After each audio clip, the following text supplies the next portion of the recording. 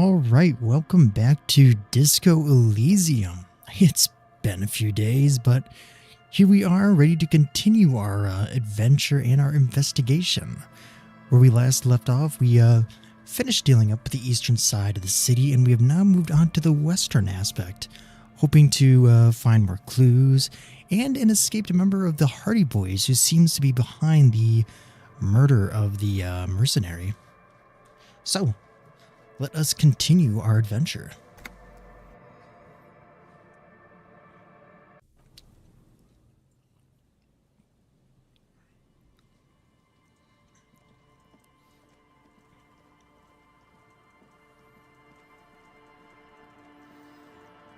Does look like we're supposed to get into this building too, if you see the stairwell up top.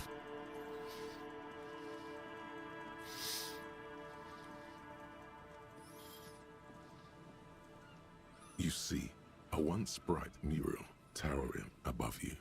The signage has peeled off over the years, but you can still make out Feld Electrical R&D, a slogan used to intertwine.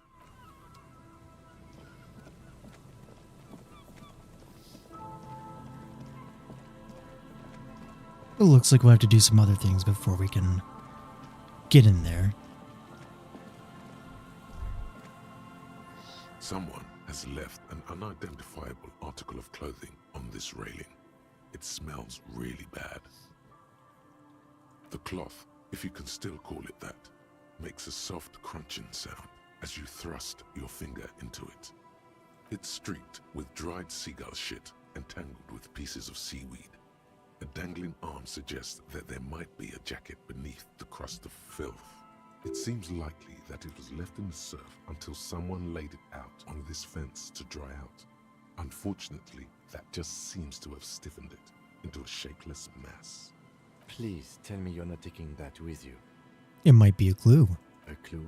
You think our suspect is a seagull who's been defecating on unsuspecting jackets? Yes. A poet could write a dozen verses and still not begin to capture the profound vexation in that sigh. You should still take it. I plan on it. Oh, and then we can take it back to the village, I think, and have it washed.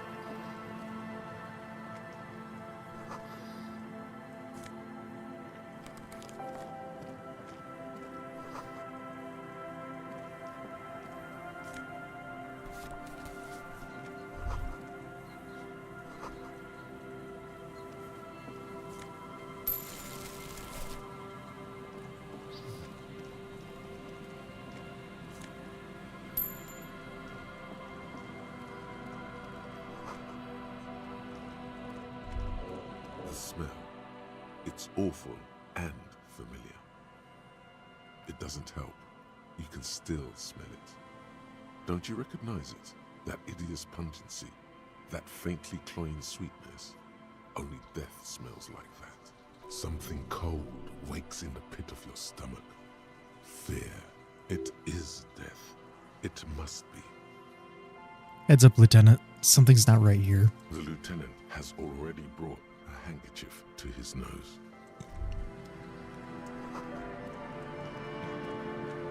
There's some tear, an empty cigarette package, and a crumpled kebab wrapper in the trash bin. Let's look at the tear. 2 empty bottles of Tallulah vodka and a can of black potent porter is all you find. No, there's more in there. Livis strawberry liquor, plus some Pilsner bottles too. Better not pick them up. They seem unhygienic. A tragedy.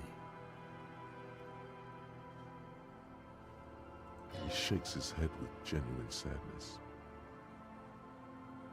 Let's examine the cigarette package. Whoever tossed it here was a heavy smoker.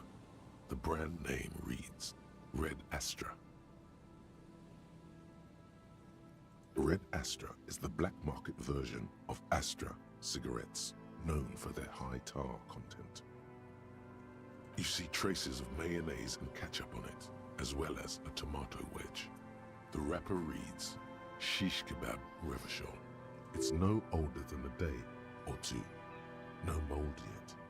It's hard to concentrate in the smell. The sea air brings some relief. Well, looks like there's a body right there. A man lies on the boardwalk, his limbs bent and neck turned at an unnatural angle. Right next to him is an empty bottle of spirits. In his cramped hand, a chewing gum wrapper. Half of his body has slipped between the cracked boardwalk, starting with the right leg. The fall has left him broken, contorted like a sad puppet. The smell is not as bad as a 2-week-old corpse, but it's definitely heading there. Hold on.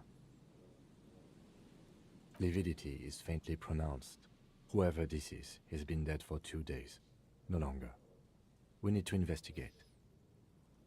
Another dead body. This is your job. Steel yourself. Calm now. Carefully. Just another day. Just another dead body. Great, let's study the There's surroundings. some dried blood on the metal bench, right where the corpse's head rests. The floorboards are rotten and slippery wet around the hole. An empty bottle lies nearby. A chewing gum wrapper is clutched in his fist.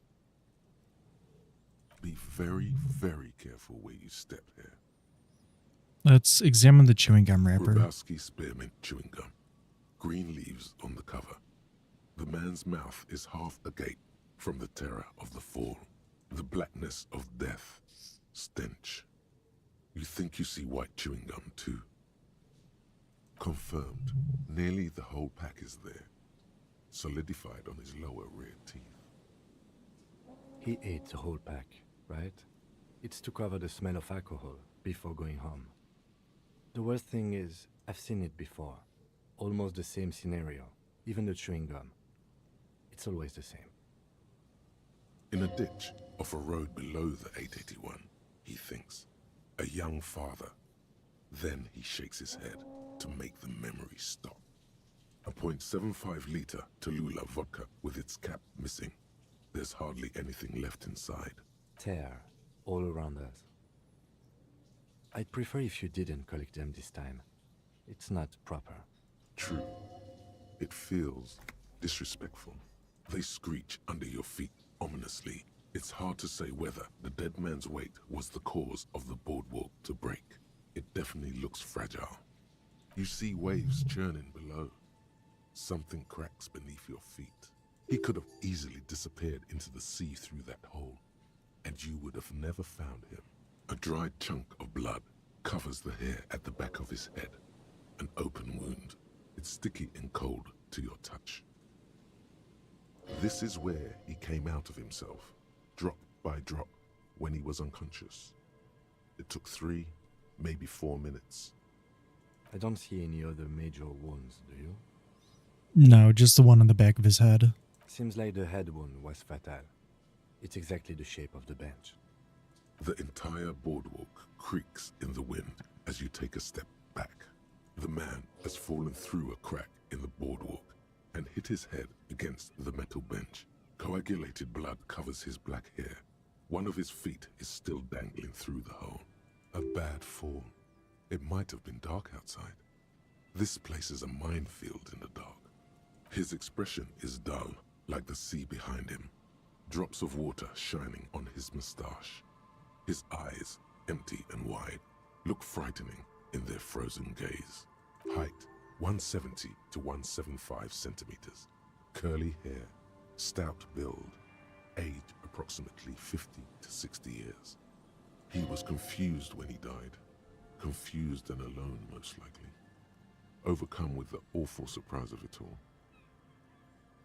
He was just about to head home. The first step back home proved to be his last. That's what the chewing gum seems to point to as well. We'll study his clothes now. He's wearing mud-caked boots, beige trousers, and an old brown leather jacket with a bright blue lining. There are traces of kebab sauce on his chest. The leather jacket suits him well. It must be custom made. You find some sunflower seeds and a rain-soaked library card folded into 2. His jacket feels sodden and heavy under your hand. Good. We should take a look at that library card after this is done. Who is this man? Looks like one of the locals. He'd have to know this spot to come here. You don't just walk over here. But that's just a lazy assumption. What do you think? This is an omen, a sign from above. Don't start drinking again. He looks like me. I could have ended up just like him, dead on some empty boardwalk with a bottle next to my corpse. Well, at least you're not married. Or, what if you are? But let's try to not run ahead. For now, all we know is that he's an unidentified middle-aged man found dead on the Martinez boardwalk. What do you think happened here? Death by misadventure. He slipped and fell through the boardwalk. A truly unfortunate accident. If it wouldn't have been for that bench, he'd be alive. Someone should be held responsible for this broken boardwalk. It is a little dangerous. They'll seal this place off after the news reaches the coalition officials. I doubt that they have enough resources to actually repair the boardwalk. Not that sealing it off would keep anyone away. All it does is keep the city council's hands clean. What about the kebab? What about it? The deceased ate some kebab. It's probably from a nearby place, maybe in the parks. Sometimes a kebab is just a kebab. Do you think he was a drunk? Oh yes. What about alcohol poisoning and liver failure? Some symptoms of acute alcohol poisoning could have definitely played a role here. Severe confusion, respiratory depression, unpredictable behavior. But I think that death arrived through head trauma, not liver failure. Could it be related to the lynching, Ruby? No, I don't see anything that points in that direction. For now, let's treat this case as a simple, albeit sad, accident, unrelated to the murder case. Agreed. If this somehow converges later, why not? But keep it simple for now. Right. It does seem to be a pretty straightforward misadventure, although there's still a question of identifying the body. What should we do with them? From where I stand, I can see two options. We either take the case and follow the leads to identify the body on our own, or we report back to the station and leave this for our colleagues to handle. What about a field A autopsy? field autopsy isn't necessary if the cause of death doesn't appear to be criminal, and this looks like a simple accident to me. I'd say we should just write down head trauma and leave it at that. Let's keep this detour as short as possible. The You're sooner right. we get back to finding Ruby, the better. You're right. I don't really see anything criminal here. Let's leave it at that. Good call. The guys at processing can take care of the rest. Well, we found him, so we should at least finish this case. Alright, we should first examine the library card you found. Then we can call the station from my kinema. Let them know we are taking the case. I'm not going to do that just yet. I would like to continue exploring the island over here first. Because there is some other stuff we can do while we wait. Or not while we wait, before we actually progress the story any farther. Because there may be a point where we just can't continue the story. A metal Or paper side stuff. Under a yellow. You hear the tone. The machine is inoperable. Calling. Still calling. This feels wrong. Should you be doing this? End of tone. Someone picks up. Pierre? Is that you, Pierre? No, this is not Pierre. Do you have any news about Pierre? No. Sure you do. No one has anything nowadays. You're either a salesman or a statistician of some kind. I am not interested in cooperating.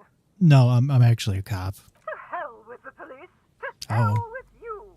Her voice is drowned in white noise. Sounds like waves washing a beach, growing in volume until the call suddenly disconnects. You get a sinking feeling. It makes you look if Lieutenant Kitsuragi overheard you. To your relief, he did not.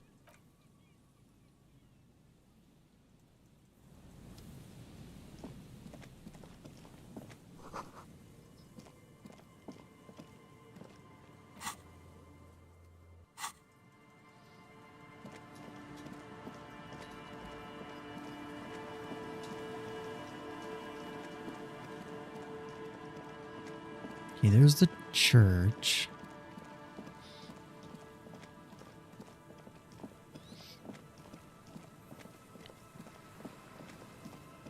Well, let's do the church last.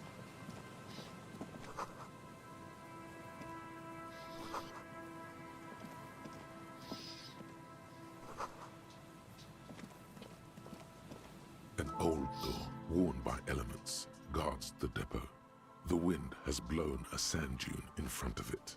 The door hasn't been opened in a long while. You see a handle. What is this thing? It's military. A service depot of some sort. Used to service what? The washerwoman mentioned a depot up the coast. She said it was for moving ammo and cargo across the bay. This might be it. Could the structure have been used to take the shot? From here to the whirling, I can't see how. The church is in the way. You rattle the From what I handle remember, a bit, it doesn't then matter push if we on the door. like get a All nat your 20 weight. or It a double does not 6 budge. because Not only like is it locked, it's also I think this one is just jammed. rigged to fail. We don't get in there. What do you mean? We have to get into like everywhere. Frankly, you're just going to have to accept the fact that you can't get in through every single door. No. We've gotten into every door thus far. That's what we do. We open doors. We're cops. That's our perk. Even Everard knew that's a part of our MO. But it's who we are. It's who I am. Yeah, I understand you. I like opening doors as much as the next guy. But this one is simply beyond repair and we don't have the resources needed to open it. Relax. No one's hiding in there. If we can't open it, others can't either.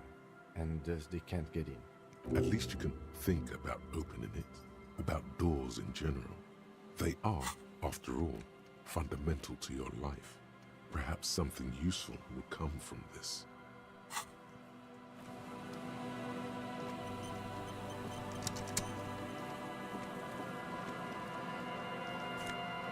Oh, Polo.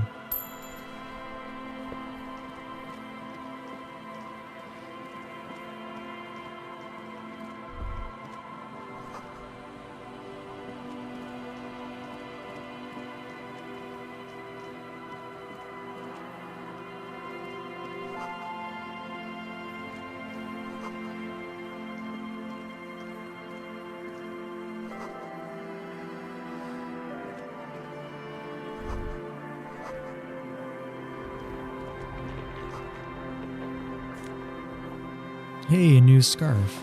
Or tie.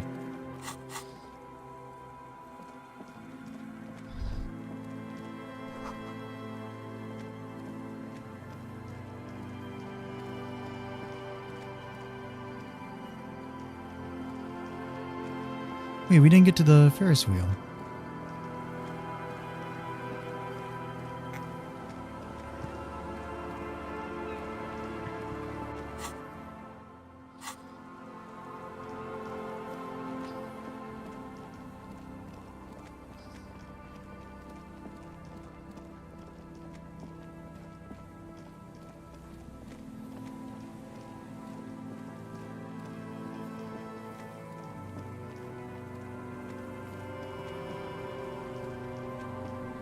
I know there's a way for us to actually, like, go up to it.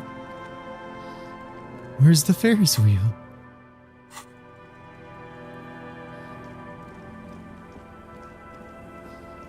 Maybe not? Am I, like, actually just misremembering? I could have sworn there was a Ferris wheel here. Man, maybe I've been bamboozled.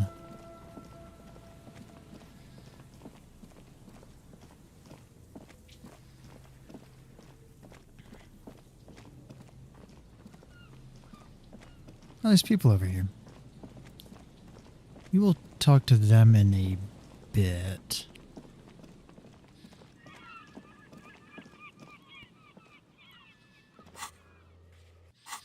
We've already been over here. I think these guys are the cryptid dudes, so we don't have to worry about them just yet.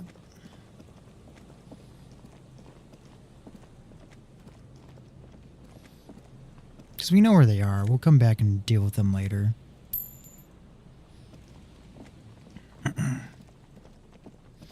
Because what I really would like to do is deal with the church because I fucking love the church part of this game. There is so much cool stuff quest-wise.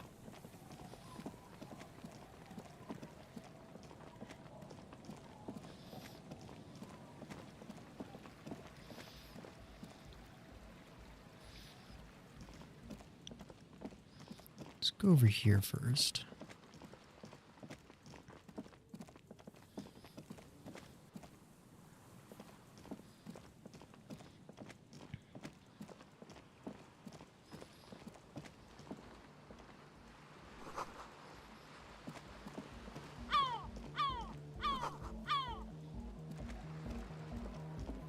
Is that Joyce's boat? Looks like it.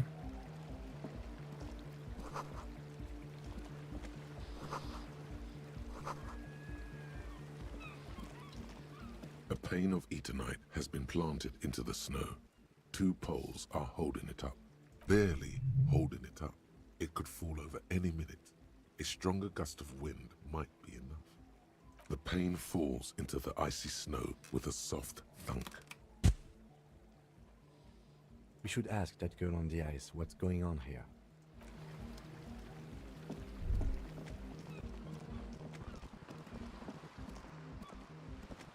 A shaggy-looking girl in her late teens or early 20s kneels on the ice with an electronic contraption in her hand. Hearing you approach, she looks up. Oh, hello there. It's cold out here, but she's not wearing a hat. She must be freezing. Dear child, it is freezing. Where's your hat? Huh? Maybe she didn't hear you. A little louder. I said you should put your hat on. So should you. I should and do. Oh, I didn't notice that. It's nice. You should wear one too if you plan on staying outside in this weather. Yeah, well... Look, man, fuck the hat. What did she just say? That's not how a civilian is supposed to address an officer of the law. Your eyes are fixed on her as everything gets very still. Dangerously so. I'm sorry, what did you say? She looks down, pretending to be busy with the device. Make her meet your eyes. The kid isn't arrogant. She's just afraid to look you in the eye. You already put her in her place. I'm the police.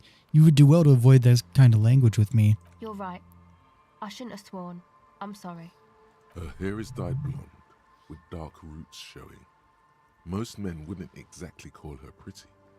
There is a manliness to her, a coarseness. Now I have some questions for you. Okay. Seriously, what are you doing out here in the cold? Recording, I guess. And what are you recording? I think I'm recording cracks in the ice. But there's no way to tell. Not without headphones. I think I just recorded your footsteps too. Not sure how that will sound. Wait, what happened to the headphones? My boyfriend sold them. For what? I don't know, man. Things. Just stuff you need for life. A lie. They were probably pawned off for something suspicious. And what are those recordings for? The cracks, the footsteps? The musicians in the Palaceum used them for making music. They looped the stuff, cutting the tapes together. They make music out of cracks in the ice and keys jangling. Crazy sounds like that. It's hard to explain. Anyway, I thought I'd make some too. It's supposed to be, like, a music place anyway. I don't really know what I'm doing. They use synthesizers too. I don't have a synthesizer. She looks at the recording device.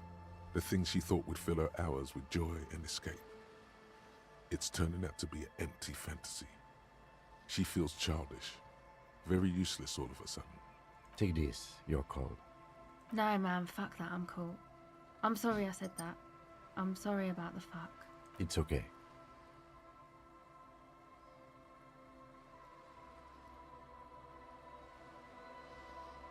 We're gonna give her her hat. Thanks. It's a nice thing to do. You said it's supposed to be a music place. What is? That? The boys think it could be a place, like the Palaceum or something. Stupid. It's really not gonna be a Palaceum, that's for sure. The boys? Yeah. Andre and the guys, they're inside, in the tent. And why is that? Why are you freezing out here while the boys are They inside? got too much stuff crammed in there. No room. Stuff like what? Music stuff mostly. Like this tape recorder, but bigger. And there's piles of it. You mean like those headphones your boyfriend sold? Yep, they were pretty. I'm sorry we sold those. Why not just leave some of it outside so you don't have to freeze? That stuff is more expensive than I am. More expensive than any of us, really.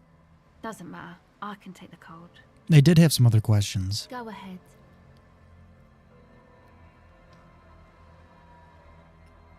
Hold on, let's actually Okay. get our empathy up if we can.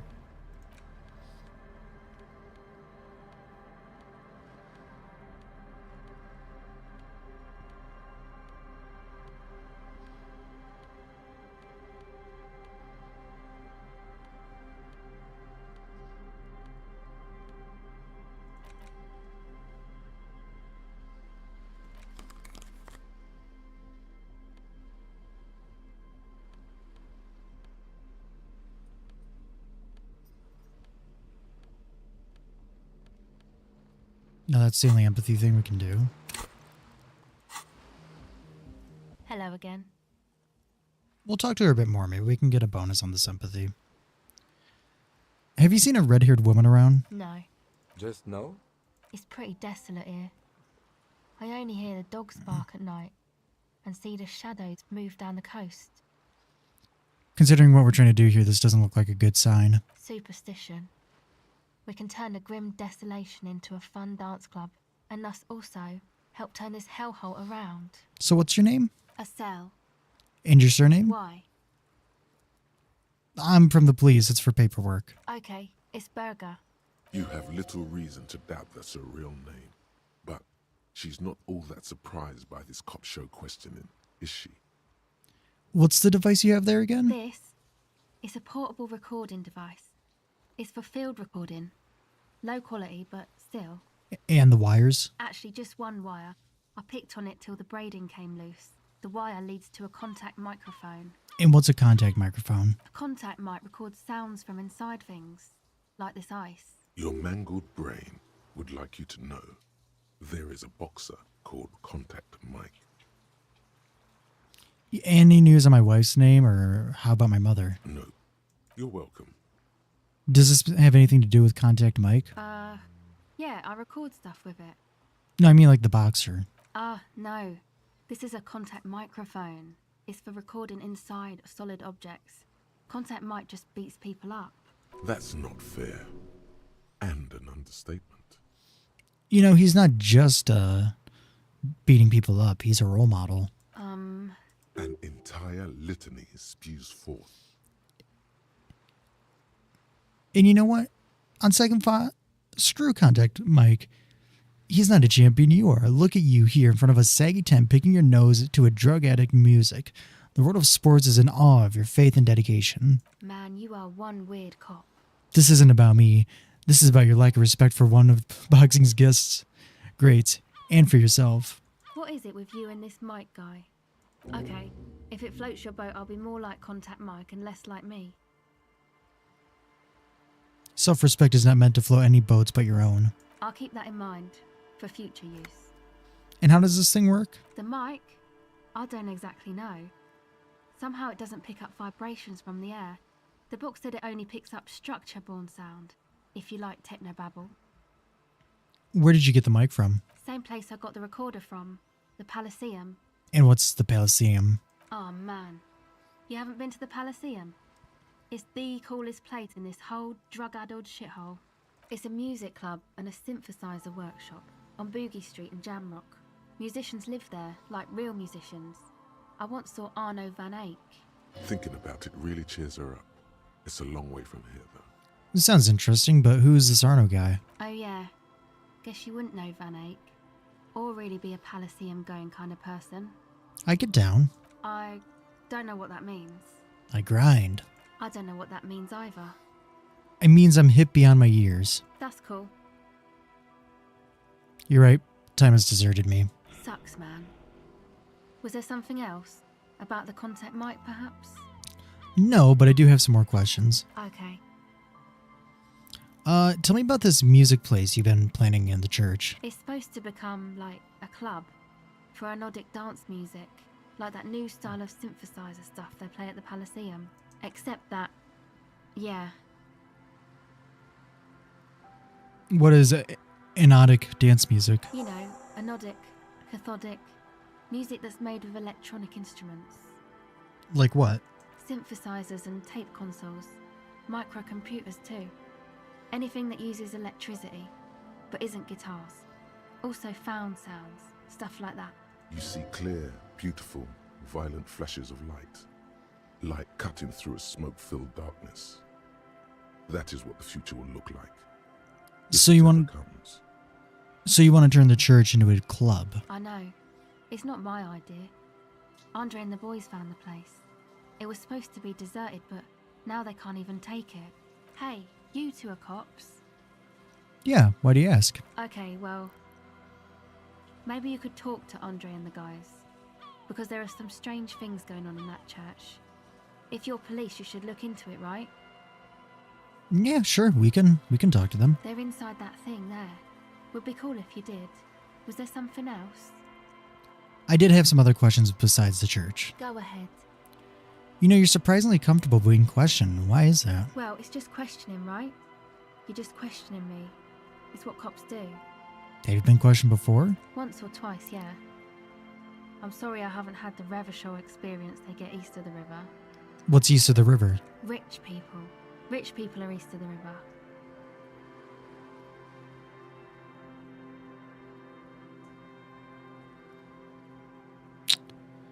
Sneer, I bet they're really rich. They must be very special people to be so rich. Oh, they are. And I'm scum. You're not scum. Oh, but I am. So what trouble have you gotten into with the police? The usual. I had a shitty run as a teenager. What's the usual? You know, drinking, getting into fights. The ugly stuff that happens when you move out your parents' place at 13. In Forberg. Interesting term. Time to glean some knowledge. What's in Faubourg? Is this a rhetorical question? No, I literally cannot remember even the most basic terms sometimes. Faubourg, not in Faubourg, is a massive banlieue south of Jamrock Quarter. It is the largest ghetto in Revachol, possibly the world. I know what Jamrock is, but let's say I didn't. We are Jamrock, sort of. Martinez is called North Jamrock sometimes. Jamrock is also a ghetto, only smaller than Faubourg. Jamrock is a district of Revachol comprised of the following quarters: Pox, Villa Lobos, Central Jamrock, Grand Couron, Old South, and the Valley of the Dogs. Learning is great. And why did you have to move out when you were so young? My dad was a drunk. Plus, I guess, I just wanted to drink too, you know. Get my party on. You know, drinking, partying, and disco music are all bad for you. You should take me as a warning example. She nods very cautiously. The device is still warm from her touch and heavy as a brick from the batteries inside. The company logo, Omicron, adorns its yellow plastic cover. Inside, the tape is rolling. The girl looks at the device in your hands. You know, I'm sorry you have to sit here on the ice feeling miserable. At your age, or any age, in this weather, waiting for it to get dark. She looks you in the eye, her pupils wide, surrounded by a ridiculous amount of makeup. The people who built this world intended it to be better for you, but they failed. It's easier to live in their failure with this by your side. The wind howls. She remains silent. It's real. Tell her. It's not a childish fantasy. It can be a real weapon against what's coming for now. What is? The dark. I know. I'll stick to it.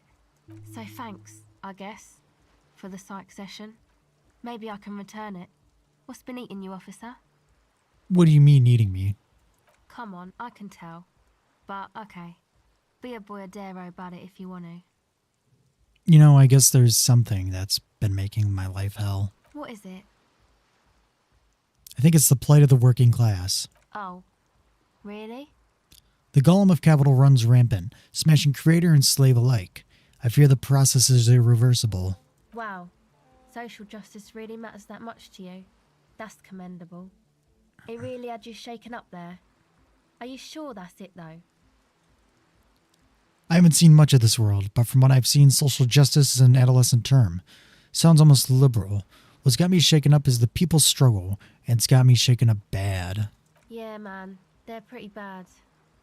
It makes me sick thinking about the thousands, millions, billions. How many people are there actually? How many people are there in the world? 3.6 billion, not counting those in sale. Really? That many? Reduces me to tears thinking of 3.6 billion and God knows how many more in the soul place, crushed under the tyranny of the market. Yeah, that's pretty bad. Are you sure you're not just hung up on some chick, though? I'm positive. Now I had some questions for you before all this started. Go ahead. Actually, that's it for now.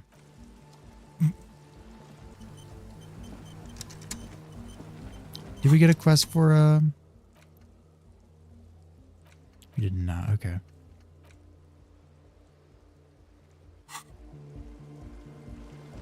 The tent is just tarpaulin fabric covering a pile of stuff.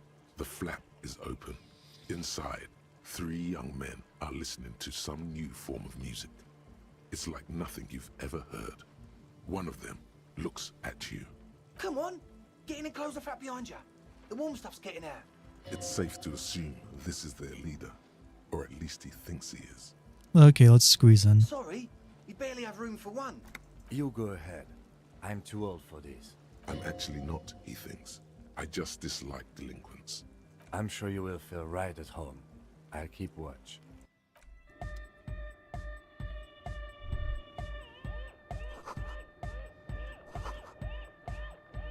This is definitely a cramped space. A young man with peroxide blonde hair holds up a Harman Walshi tape player, nodding along to the music. He looks at you with a knowing smile and says, as though you're supposed to be sharing some tremendous evangelical secret, Hardcore! Hardcore! Hardcore to the mega! Internally coherent! All core! All right! Yeah! he furrows his brow as his very large head traces the sublime invisible movement of the music in the very real air of the stuffy tent. Hardcore! Ah! Hardcore. Is it though? It is. But is it? I mean, really? Feels like you should reply with the very pinnacle of idiocy here, so that things get totally transcendent. But you haven't gotten there yet, so you don't know what to say. I don't know what to say exactly. Under the radar, over the top. Could there have been a right way out of this garden of forking paths, you think? Go speak to Andre. I'm just annoyed. But what if I want to speak to you first? I suck at socialising, man. If you go speak to Andre, I'll have time to tune in. Get a reading on your side. Yeah, okay. The young man picks up a thin metal saw blade and nods. You see a youngish man bleaching the tips of his hair with a toothbrush. He puts the toothbrush down and extends his hand in greeting. Hello, I'm Andre. It's a pleasure to meet you. His grip is strong, sweaty, and warm. He's trying to project and inspire confidence. This is my posse, Noid. The young man with earrings looks at you suspiciously. An egghead. Egg! Together with a Cell Burger, who's out there right now, doing some seriously progressive sonic experimentation, we like to think of ourselves as music venue organisers. Wait, how many music venues have you We organized? have many in the pipeline, officer. That means they haven't set up a single one yet. Why are you here? You see, we've been all over Jamrock North, prospecting for real estate to establish a new venue in. Also for talent. Yeah, thank you, Egghead. And while there is no shortage of raw, unfettered talent spinning tapes in Jamrock, we've had rotten luck with the real estate part. Place is a shithole. I apologise for my friend Noid's potty mouth. I realise this is not how you speak to a police officer. He has authority issues. Was there something you wanted? Your friend Estelle said there was a problem with the church. Ah, so you've met her. Good, good. Yeah, it's a matter of occupied ecclesiastical property. I bet you've noticed the derelict hive of Narcomania on the coast. Finally someone who understands the plight of narcomania. Play it cool. You might have an ally here. Narcomania. What exactly are we talking about here? I'm talking about the church, and I'm not exaggerating. Even a place of spiritual refuge can become a magnet for all sorts of dopeheads and burnouts if left unattended.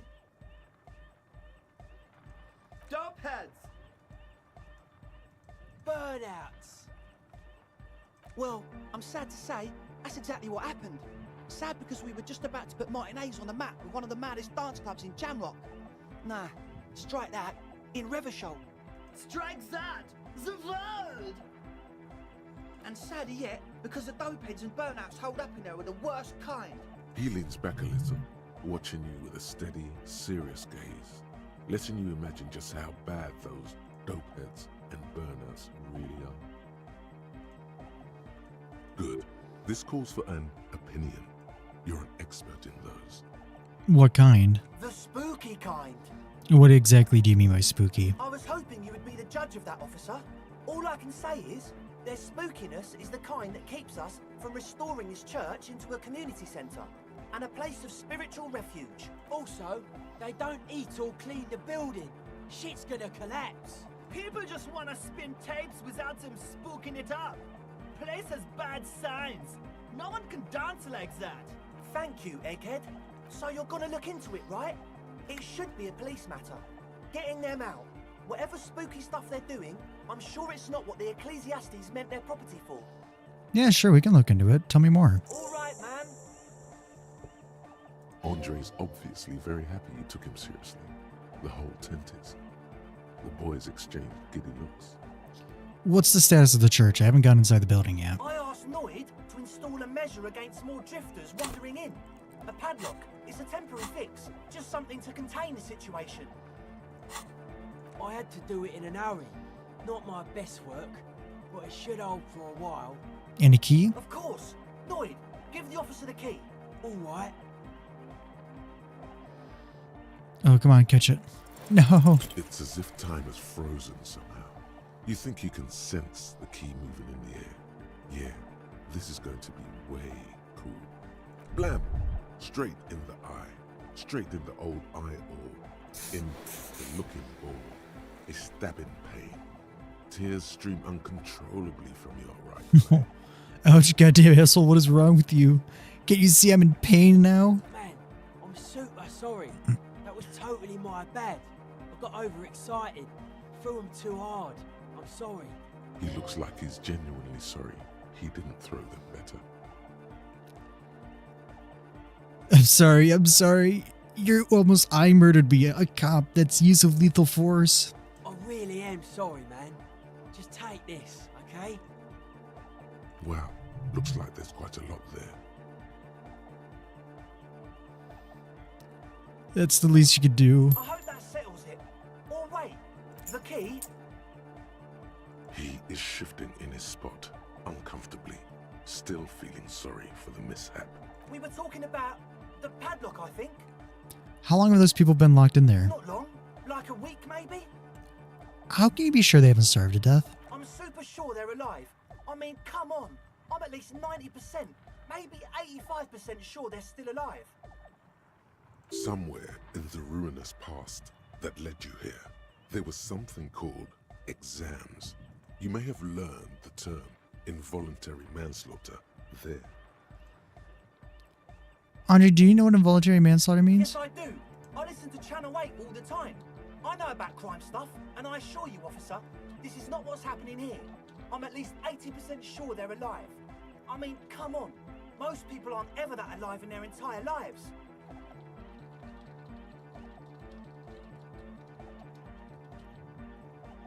What do you even mean? I don't know. What does anything mean, really? Oh, yeah. Yeah, I catch your I drift. knew you'd get it. You're one smart cop. I get by. Now, where was I with that He padlock? nods attentively, ready to answer the questions of one smart cop. Sure, man. Tell us what you want to know. Let's do it. Who exactly are the people inside the church? Truth is, I don't really know. None of us do. I don't even know how many there are. All we've seen are glimpses. You haven't even seen them and you want the police involved. There's always So the machinery? This machinery is of the deeply mystical variety. When I first scouted the place, back in February, it was abandoned, empty. Took some time getting the crew together. So about 2 weeks ago, we came here hoping to set the stuff up. Suddenly, there are all these strange machines lying around in there. One of them has wires running into bowls of water. Wires into water. Never seen anything like it. Andre, tell him about the feeling. Oh, and it felt like there was something in there with us, watching us from the dark. No, the other one. Which other one? I'm not as in tune with my emotions as you are, Egg. Felt like silence. Awful silence. For this man, even regular silence is awful enough. But that was something greater.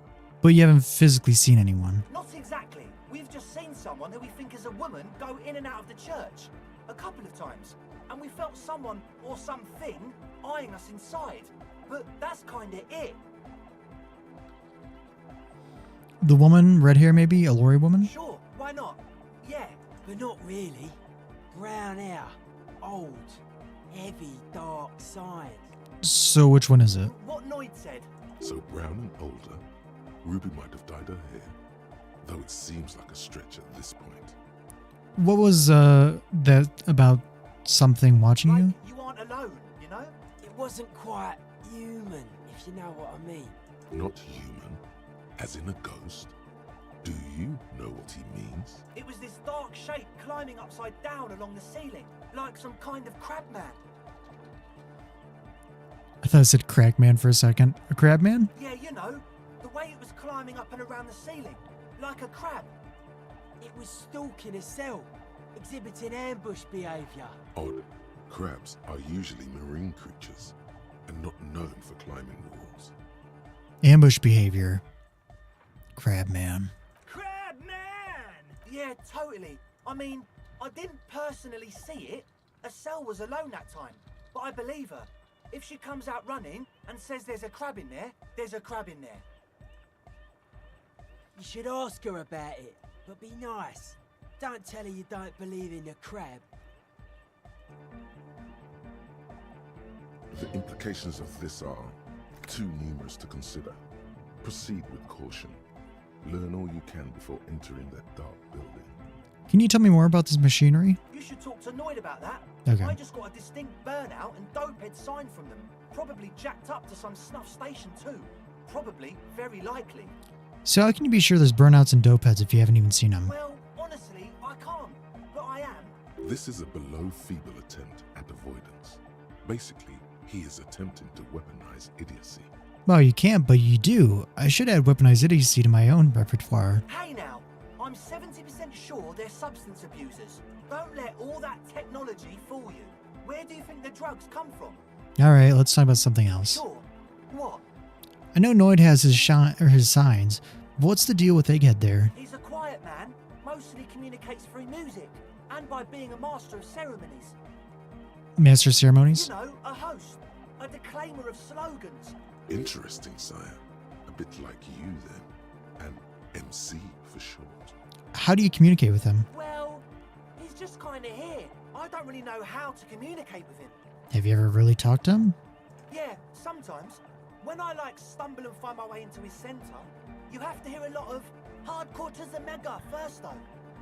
The man smiles mysteriously, choosing to let the beat speak for itself.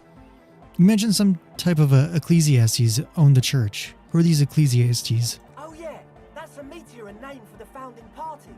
Thought it'd be cool to use it.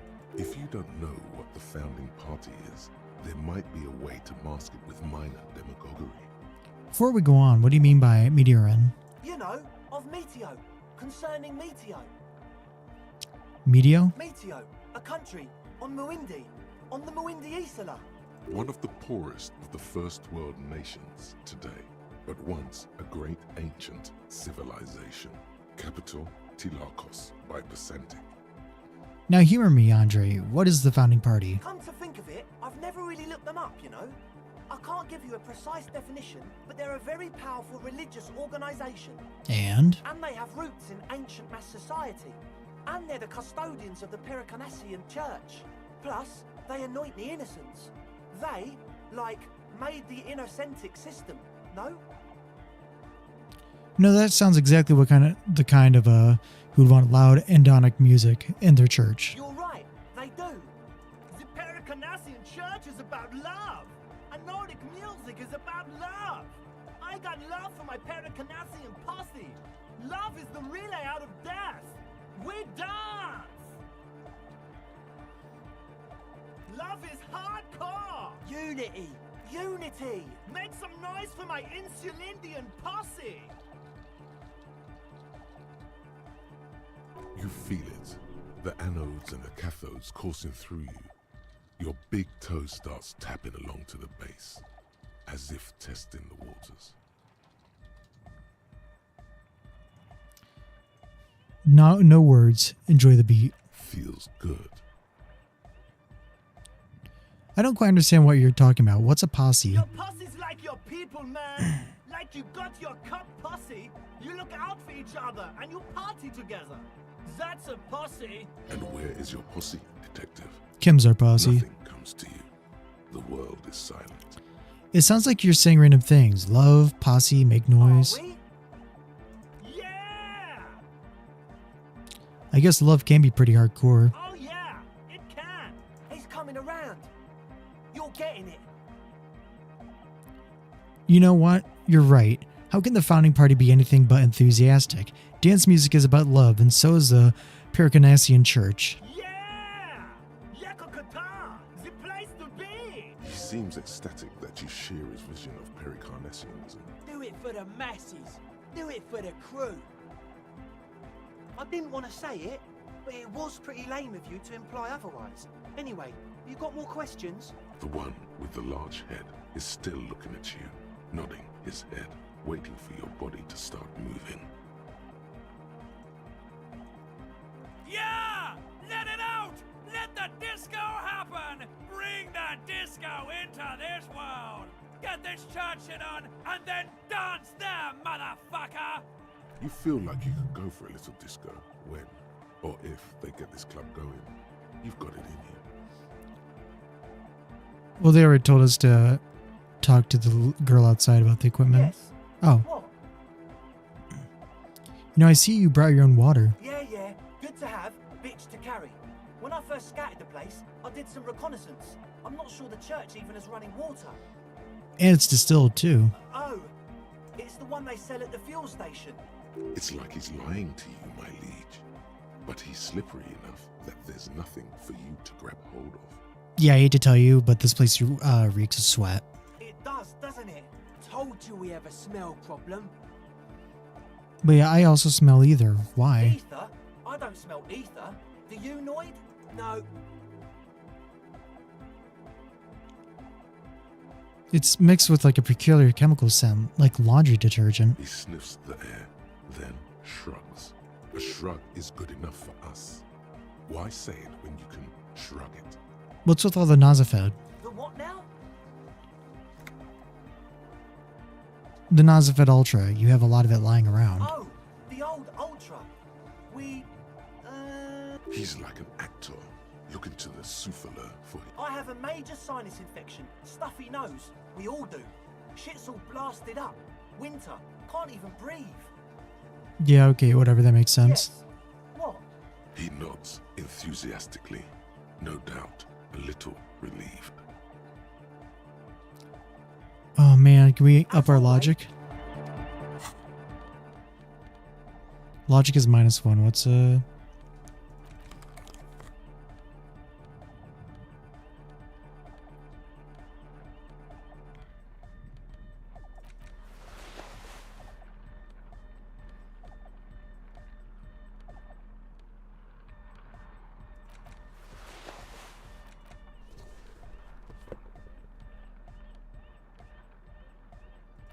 Wait, this does +2 logic, that does +1 logic.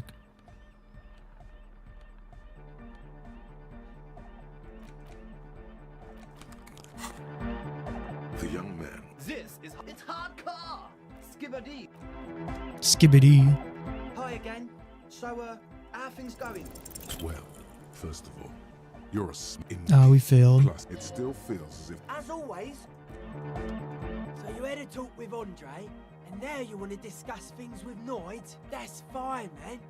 But I've got to warn ya, our signs are still off. It'll take some time for me to get my sign on. Why are you called The Noid? hardcore aesthetic is esoteric. It's not meant to be discussed with the law at this moment. it's not easy to reach a harmonic resonance of signs without some adjustment. Tell me about the machines you saw in the church. Weird stuff. Specialised. There was a data processor and some sort of long-wave machinery. Wires going into water. Gives off a spy sign. Or some fucked up Samaran science sign. Is just propaganda. I know, man. I was just talking about the aesthetic. And what's wrong with the supernatural? Nothing's wrong with it. You should definitely be researched. You can still do sick shit with it, though. The sickest. That's perhaps why it should be researched. The supernatural. So you think it's real? That it actually exists? Most of it doesn't exist. But there's also stuff that isn't allowed to exist. Because the moralists think it's too dangerous for the plebs. Psionic powers, pale-related diseases, pretenders pretending to be human, folk rights, that kind of stuff. Honestly, I thought we'd be okay now, sign-wise. I'm doing what I can. It's not easy for him. It probably took him years to get used to Andre. He looks like a well-thought-out individual. The synchronization might be worth it in the long run. Okay, maybe I'll come back later.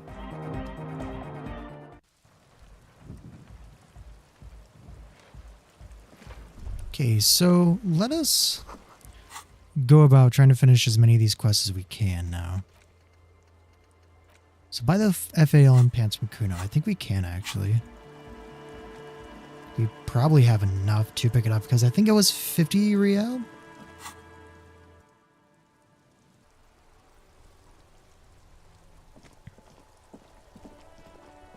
There's some dude standing next to our car. That's one brutal motor carriage. If I were a real skull now, I'd jack it, paint it in palm tree livery, then bottom light it, neon style. A snazzy shit-ripped skullmobile like this would make a fine trophy. We could, like, hang fucking shrunken heads from the side mirrors. Cops' heads. Scary tribal shit. Yeah, tribal shit. A cop carriage like this would have proper skull value. While I appreciate the interest you take in my brutal motor carriage, I have to stop you right there. The RCM takes threats directed at its property seriously.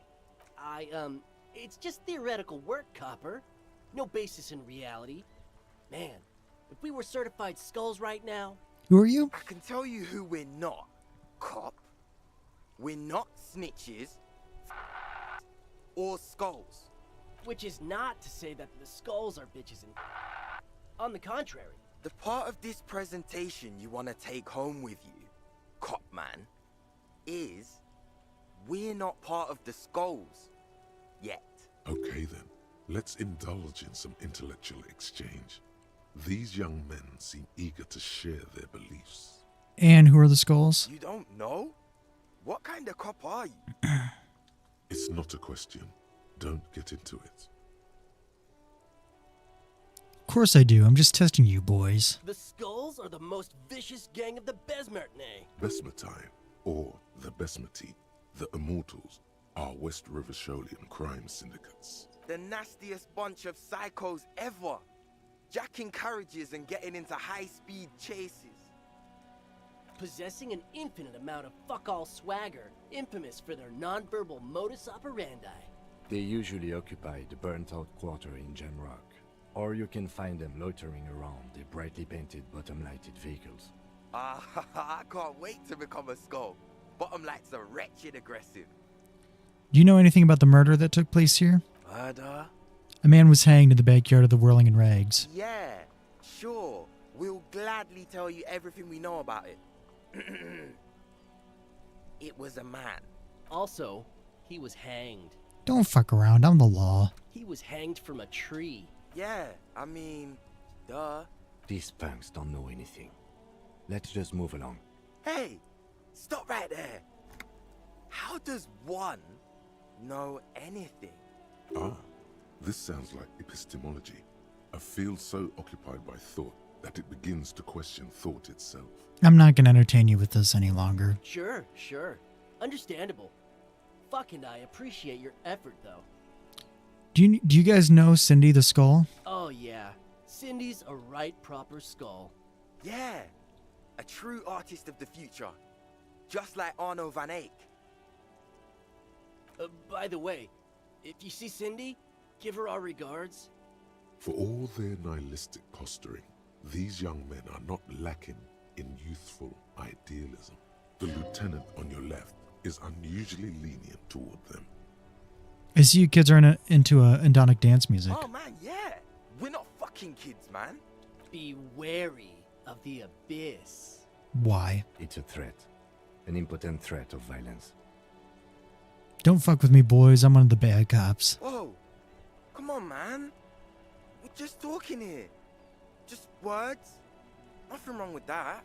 Yeah, no need to throw your authority in our faces. You want to talk? Let's talk, boys. Ask them. He liked how you decisively shut down a situation that could have turned into a farce. Why aren't there more skulls in Martinet? The Union does their share of policing in Martinez, at least where gangs are concerned. That's why there isn't much organized crime around here. Apart from the unions themselves, of course. Don't you worry about that. We're gonna make up for the deficit. Yeah, we are. So wait, are you guys a part of the Skulls or not? We're not franchise skulls. Well, not yet. Once we get our name out there, we'll have a chance to join them. What makes you think that the organization would accept you? Because we can be just as psycho and vicious. You'll see. But in a non-threatening and definitely legal way. We'll fuck the system from the inside later. Just be cool now. The damage will be tenfold. Right on, fuck. So what's happening now? Enough about the skullery then. Mm-hmm. Do you happen to know what happened to the victim's armor? Nope. But Cindy does. Don't tell him that. Skulls don't tattle, man. Cindy wouldn't. Where can I find Cindy? You already said she's a skull. The last I saw her, she was hanging around the old... Just don't tell her you heard it from Piss and Fuck, alright? I think she wanted those gloves for herself. Be cool, man. Okay? Alright, we have a lead on the gloves. What's with the jackets? What about them? Why does your jacket have piss written on it? Well, first off, it's a statement and not necessarily something that characterizes me as a person, even though the statement has character. And I do like piss. What?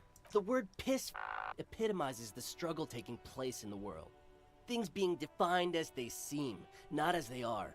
And, I guess, it's also about communal spirit, the future, and truly appreciating our differences.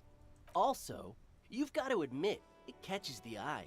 And since the Grand Piper is slowly but steadily moving towards basing the economy on it, attention, it is imperative that the medium itself convey the message.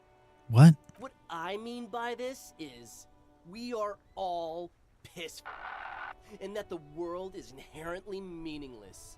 It seems that the young man has a certain expertise in at least one field, even if it's rather narrow. And why does your jacket say fuck the world on it? Like I said before, many men keep searching for the one, for so-called true love, which is actually just obsession masquerading as kinship. The thrill of the chase, the hollowness that fills your chest cavity after catching it. I'm wondering if the poetics come with the jacket, or are they derived from something else entirely? To catch a fish, you'll need to hurl the lure many times, and even then it isn't certain that you'll get anything. If you blow up the lake, though, Blow it up. you get more fish in a shorter time. And, for time is of the essence and fleeting ever so quickly, one must think of a way to fuck the whole world and not get caught up in fucking some one.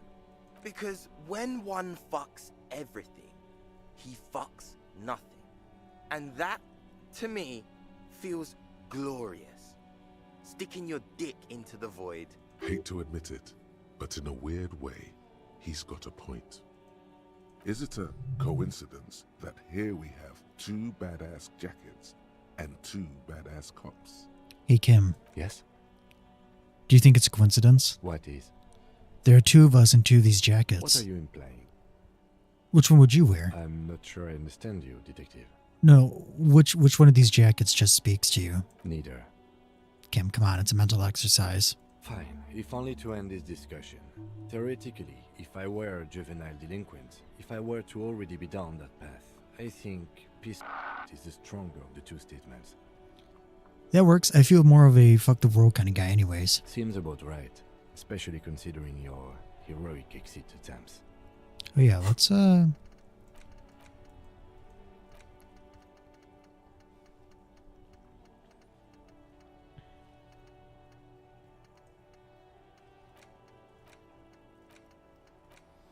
bring the Lawjaw.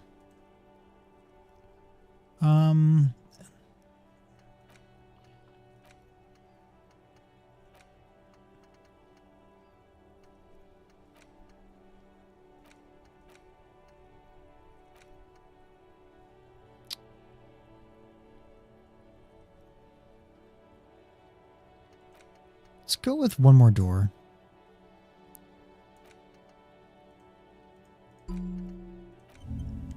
Might be good for helping us open the door up on the roof too. That's an origin story for a dynamic duo right there. So are we done here? Or you don't need us around for your secret whisper party, do you? Can we boost our half-light?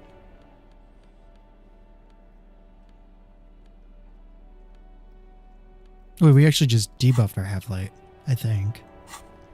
Oh no, we boosted it. Okay, okay.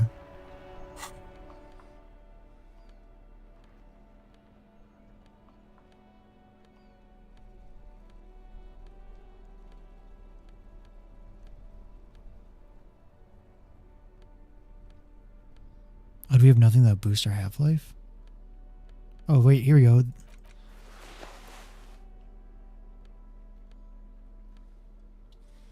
Okay, come on. Let's get these jackets. That ride is fuck. Hey, piss. Oh, These guys aren't scary. You're not scary. I have nothing to work with here. It's either begging or bullying, or both. Just ask them, maybe. gentlemen, I need your jackets. Why? I need them for official police business. And what kind of business is that exactly? Police business. The lieutenant notices your agitation and opens his mouth to speak, then decides against it and merely shakes his head. Okay, we get it. You look like total shit. We look flashy as hell. What about it? You didn't say that.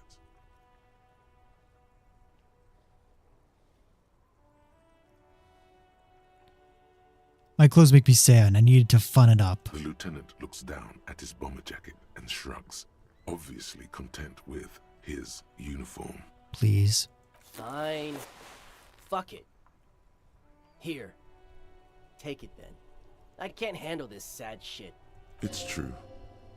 He simply can't. It's called empathy. Wow.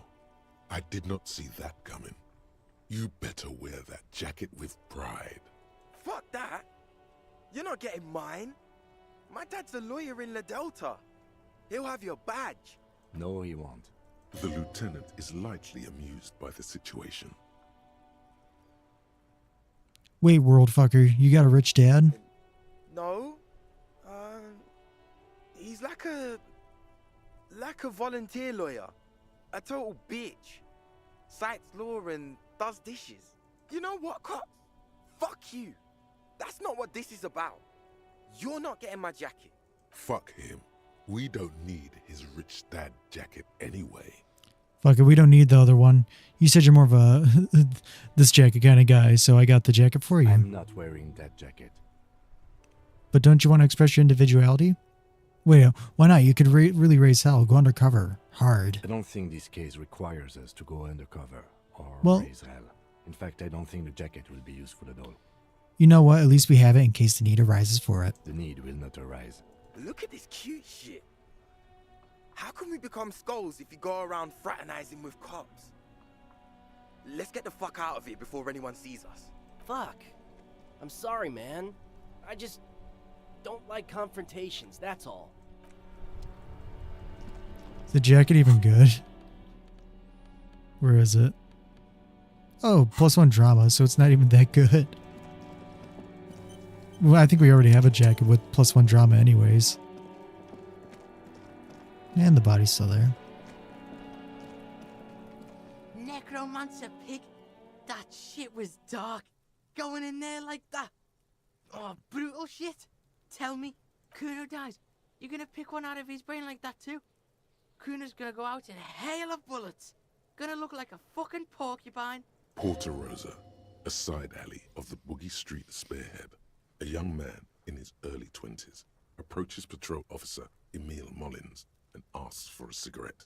As Officer Mullins reaches in his coat pocket for the pack of Astra he just purchased this morning, the man shoots him point blank in his chest.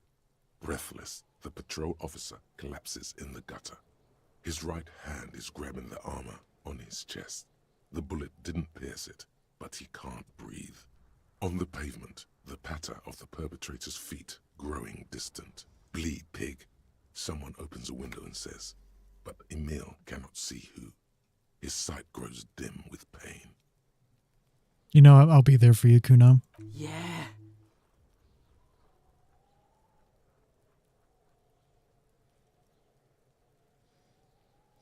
You know, I talked to Manana about the armor. So? He told me you promised to sick the pigs on him. Yeah, so? Kuno did sick the pigs on him. Kuno's a man of his word. Kuno sent your fat ass running around like jello. Look, pig. Kuno sent you to rough some people up. Kuno played you. That happened. Now you and Kuno should move on. Good idea. Whatever, kid. What is this? Trying to be cool with your new asshole? Kuno was just being nice to you. You got fucked bad. Now limp the fuck out of here. After this shit, you better have something real interesting to say if you want to stay in Kuno's face. Yeah, real interesting. So I found your shack. You found Kuno's secret door to Kuno's secret shack. It was closed for 5,000 years. How the fuck did you get in? I phase shifted through the roofing material. Shit. Get the fuck out of here. You can't do that. He can't do that, Kuno. He's trying to fuck at you again. Pigs can't displace. Can't do that teleport shit. How did you like it in there, pig old boy? Kuno's got a lot of cool shit there, right? What's with the pig head? How's that? Kuno decapitates pigs.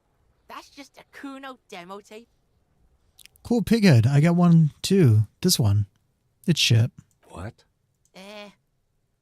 What is this shit? Fucking on yourself. This is weird level shit. Kuno doesn't go there. Fuck your shit back to normal. What is this? Well played. No one saw that coming. You know, I found a plate with powder residue. Know anything about it? That's where Kuno gets his daily hit of electric. Kuno Shazam. Kuno rides the fucking lightning in there, pig. Bet you'd like to ride the lightning too, wouldn't you? You feel tired and old, but you could have that sparkle in your eyes. What's with the tube of magnesium, Kuno? It's a vitamin, pig. Don't you know anything? You could use some. It's magnesium, right? Yeah, it's the mag. You fucking need that shit to stay on top of your game. Kuno goes through like a tube a day, rips mag like a motherfucker, and you could use a bottle. Oh, don't teach him, Kuno. He's gonna use it against you, Kuno. It's just magnesium. Don't mystify it. You're not getting this, pig. It completely takes away the hangover. It's like you didn't do anything. Like you stayed home playing with your choo-choo.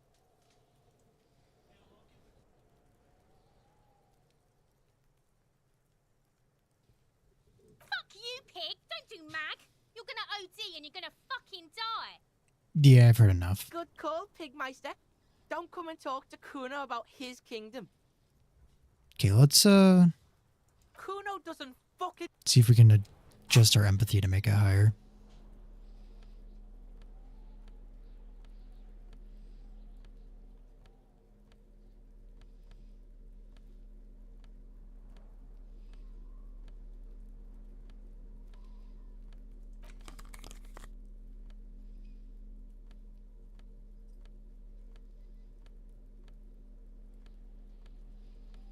Yeah, nothing. Okay.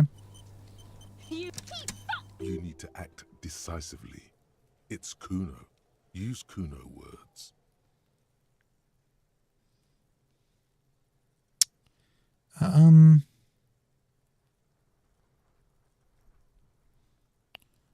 Wish I could have been here to see it now. I have some questions. Shit at Kuno, Pigonaut. The fuck about it? You're Get lost. yeah? The kingdom of Kuno? Yeah, whatever. Kuno doesn't give a shit. Guess I can't buy the boots off of him? It's not Kuno. It's Kuno S.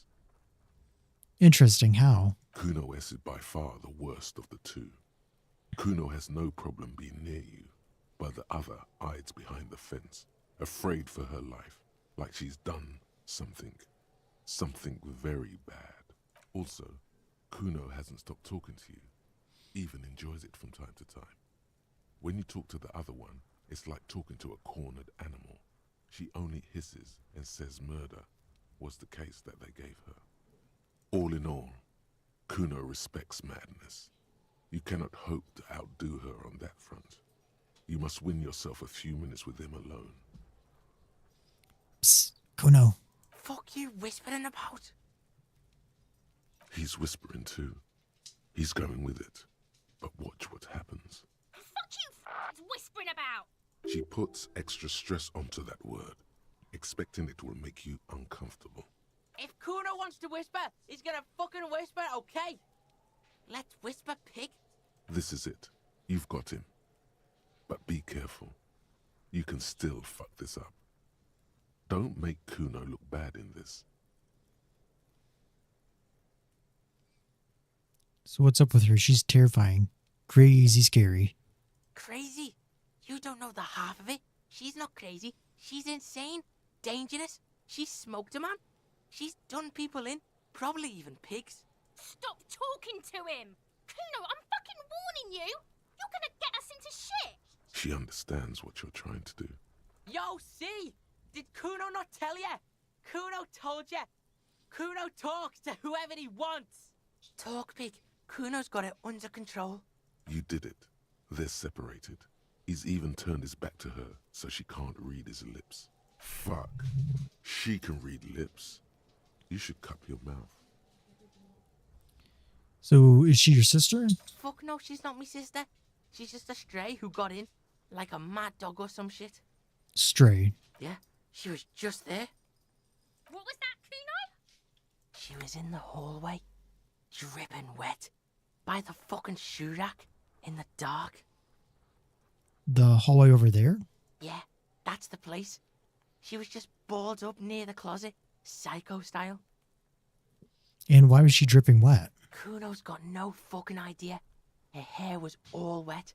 I think she pissed on the floor too. She was there for 3 days, in the corner, every time Kuno went out. You said she got in. How? I don't know. Someone left the door open. Kuno comes home and she's sleeping under the desk, under the pile of clothes, like a dog. And what about your parents? Kuno's dad doesn't give a shit. Doesn't even see her there, or thinks it's fucking Kuno. Shit's all on Kuno. Kuno, Kuno S, two of a kind. What's the language she uses? Fuck knows. She says it's the song of her people, or some shit. What people? Crazy people.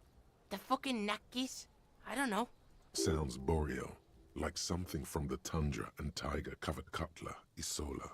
Far, far away from here. As far as possible, really. Do they have red-haired people there? You mean evil little red-haired people like her? Yes, they do.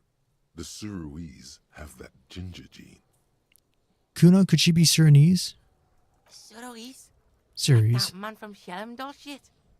She could be. She could be that Helmdall shit.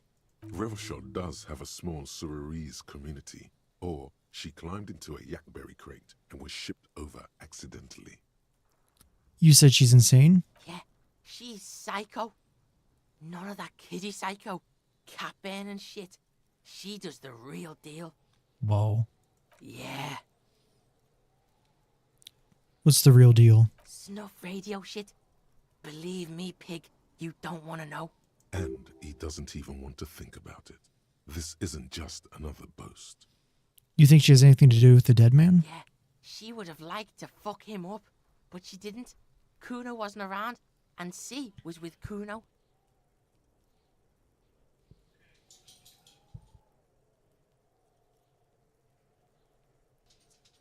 And where were you?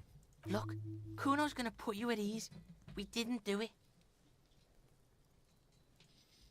He speaks the truth, my liege. What do you mean she smoked someone? Kuno means she killed someone. That's right, C's a killer. Like, actually a killer. His little green eyes are fixed on yours. He's meant everything he said before, but right now, he not only means it, he is sincere. You're serious about this? Killing is serious shit. Kuno's always serious about the 488. 488. The criminal code doesn't go higher than 190. She's probably killed a pig too. I mean, I'm pretty sure she has. Then how many has she killed? Forget Kuno said that. Kuno was just shitting. Kuno was just running his mouth. Kuno's stupid like that. A cop would be too large for her to overpower, but a determined child of her size can still kill the vulnerable, the elderly, the homeless, or other children. The creature peers at you both from over the fence. I will be There right is back. something searching in her eyes.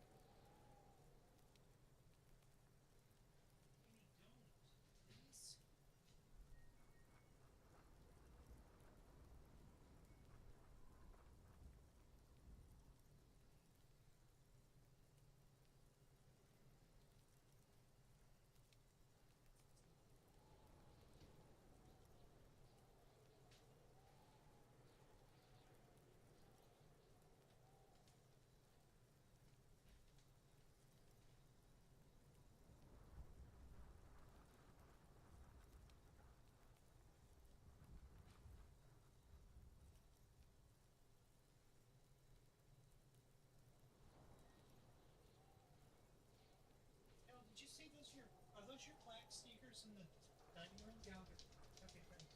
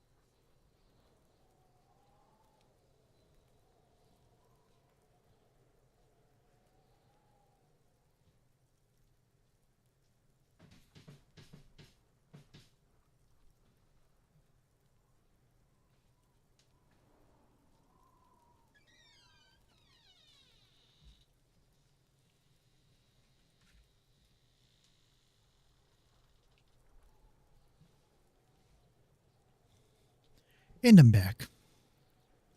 Fear. Kuno, do you think it's possible that she killed other children? Kuno falls silent. He does not look at you when he replies. Kuno, that's it. That's what Kuno is starting to think, yeah? Don't move your head. Just from the corner of your eye, look at her. Though her friend spoke too low for her to hear, Kuno S is not smiling anymore. Why is she called Kuno S? Because she fucking looks like Kuno. You don't know her name? No one knows her name. Kuno told you this shit was psycho killer. Are you okay? How's Kuno dealing? Kuno's dealing just fine. He doesn't need you fucking with any of it. C doesn't either. Kuno's got this shit under control. You need backup. I'm here for you. Listen. C is Kuno's go-to. Kuno's protecting her. You fuck with C. You fuck with Kuno. You threaten her. You threaten to take her away. This is what it all comes down to. He needs you to take him seriously now. I'm going to kill you. I'll run when you put the cuffs on her, sneak up on you later, and fuck you up. You understand? I respect that. Alright, now we can do business. Business? Yeah? What do you want? Kuno can hook you up with... Don't hook him up with shit, Kuno. See? Relax. He respects the Kuno. Kuno made him respect the Kuno. You respect the Kuno, you get all kinds of shit. Kuno's gonna get you hooked on illegal narcotics if you run a little errand for the Kuno. Get you hooked, pig. Get his hook in you. Then see, it's tension and release with Kuno. Now we releasing. The pan buying shit, that's on now too. 90% discount for Kuno's pig. Kuno can flex. Kuno flexes for hobos. Kuno sees you're in need. Oh, I thought the Valen pants were like 50. I wonder if he just lowered the price for us. Yeah, we'll buy the pants. Pig, we're falling now. Performance buddies. Kuno can already see you soaring through the air like a fucking eagle. Pig's in Kuno's debt now. Money debt. Money debt doesn't mean anything. He's just saying words. You're not in his debt. So what's this about running an errand in illegal narcotics, Kuno? Kuno gets it from his dad. Kuno and his dad are major suppliers. That's where Kuno gets his lightning on. Problem is, Kuno and his dad had a little falling out. Now junkies clawing at Kuno's door. Streets going mad. Kuno's got to throw his dirty popo man at it. Okay. Dirty popo man is you. In there is Kuno's violent dad on steroids. Kuno's dad does steroids and speed. If you can take him, you can have half of the speed. And who's your dad, Kuno? Kuno's dad is a fucking monster. He's the most violent man in Revachol. He doesn't give a shit about a single thing. He drinks too. Are you sure you can take on the most violent man in Revachol? In your condition? How much material are we talking about? Like half. Half of what? A baggie, but like in this vial. But that's not very much material at all. Fuck you talking about half a G? This shit is giant grade A shit. So clean you can barely see it. You can barely see it because there's barely any. Okay, I made up my mind. Okay, Kuno's listening. I'm going in there for justice. I'm not a narc. I'm a narc, Kuno. I'm gonna confiscate the crap. Sure, confiscate it for Kuno, and you can have half. Just get in the apartment building. Kuno knows you already fucked your way in. Kuno knows everything. Go to room 12, first floor, and kick down the door. Police violence style. Kuno style. And then it's action time.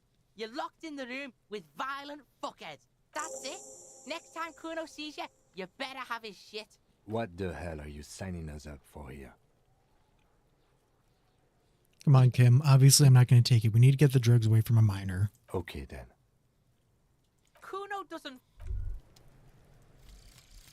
One more door. There is no way to open the supply depot door. Accept it. You cannot open all the doors.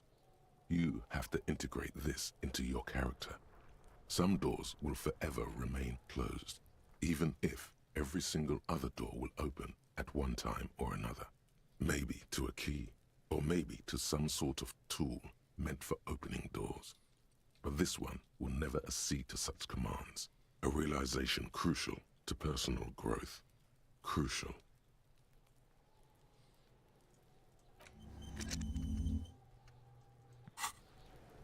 Okay, what is next on the agenda?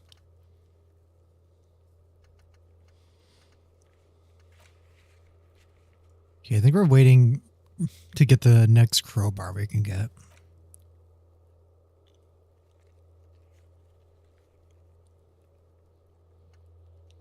This one, I feel like I forgot something.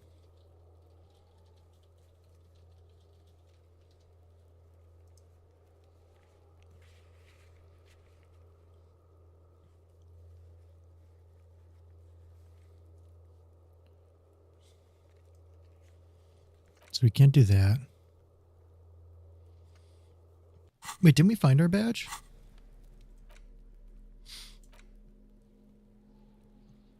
Yeah. A police badge on which you see the photo of a man. You. Some seaweed is stuck to the back. At least something good came out of all this. Encased between two durable plastic sheets is a bluish card with lines of information and a watermark in the shape of the street grid of Revachol West. You see a photo, a name, a rank, a document number, the date of issue, and, in the lower right corner, your precinct. The man keeps winking at you with his green-grey eyes. The photo is old, no doubt about that. But the badge is new. You used an old photo for a new badge. Good choice. A newer photo would look different. How old? 8, maybe 10 years. The guy in the picture is rather good looking. He's got a nice haircut and is distinctly lacking in massive sideburns. Why is he winking? What do you think?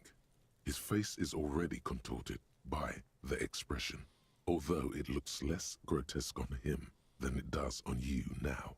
The badge in your hand shines as you rotate it, catching light. You see lines of information on it, and a shining watermark. Name Harrier Dubois. Harrier? That's long for Harry. So you are Harry. Evrard was half right. Probably not a lot of people know your full name. Whoever told him you're Harry Dubois didn't. Wait, what kind of name is Harrier? It's a wartime name. Revolutionary.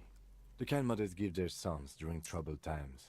Like Undying or Boxer or Ironhide. A name like armor. Harrier Dubois it is, then. Pleased to make your acquaintance, Harrier Dubois. He's not going to call you Harrier. He'll keep calling you officer when he's angry with you, and detective when he's not. The badge in your hands shines as you rotate it, catching light. You see lines of information. Rank LTN to JFR. Lieutenant W. Freighter. W. Freighter? The lieutenant is a rank above sergeant and below captain. It's the highest rank in the RCM that still does field work. I am a lieutenant. The title of Freighter is added to your rank when you decline a promotion to a higher rank. In your case, captain. You have declined twice, thus you're W. Freighter. Declined? There are many reasons one would do this. The rank above you in your precinct's decomptage might be taken, or sometimes promoted officers do not want to replace their superiors, out of respect. And sometimes they just prefer the type of police work available to their current rank, in your case, lieutenant. Heavy-duty case-solving machine. And what's a decomptage? Decomptage is the hierarchical system employed by the Revachol citizens' militia. It means counting down to twos. The countdown is modeled after the dual leadership system employed by the left during the revolution, which in turn was developed by last-century experimental psychologists in the University of Königstein. The lowest rank is junior officer, usually teenagers. Then there are the patrol officers, then sergeants, lieutenants, and then a captain. That's basically it, except for a few kings. Kings like satellite officers and the additionally a freighter rank I already explained. The long and short of it is, You're his superior. Wait, satellite officers? You are given the title of satellite officer if your partner is quickly promoted through the ranks and you rise with him. You don't seem to be a satellite. So you've been putting up with all my bullshit because I'm your superior? No, I've been putting up with you because despite an unconventional approach, you are doing good police work. It matters more than driving your motor carriage into the sea. And now we've even found your badge. He trusts you, for now. Try not to spoil it. Such a small yet precious thing. Expensive paper caught between thick plastic, like a fly in amber. It reads... Serial Rev 12 6205 Jam 41. That's just the serial number. Revachol, Jamrock, Precinct 41, with some numbers thrown in there for good measure. The numbers are not there for good measure. They have an administrative purpose. One that's unfortunately been erased from your memory. Date of issue, 7th of November, 50... 4 months ago. I'm guessing that's when you were promoted to the rank of Lieutenant W. Freighter. A new badge usually comes with a new rank. You seem to have been doing well then. You're pretty sure you weren't doing well. But better? Probably yes. A lot can happen in 4 months. Especially in winter. The winters are never easy on you. Of that you are sure. I remember that time! That was a good time. We had a good work-drink balance going. What happened, man? Pump it up! Precinct 41? Yes, it's the designation of your precinct. 41, like mine says 57. The 57th is mostly industrial harbor, a lot of asphalt. The 41st is... What? It's a tough station to work in. You have all of Jamrock to cover. That district should have 3 precincts, but money is what it is. It's no wonder you are like you are, he thinks. But then again, it's a legendary district, and a hell of a station too. It must be an honor and a curse to work with people like Price, McCoy, Berdiayeva. Roberts, Feuerbach, Dimitri. Suddenly, names from your decomptage flash in your forebrain. And you? Is it an honor to work with you? Don't ask him, ask yourself. The badge in your hand shines as you rotate it, catching light. You see lines of information on it, and a shining watermark. Okay, we'll put that away.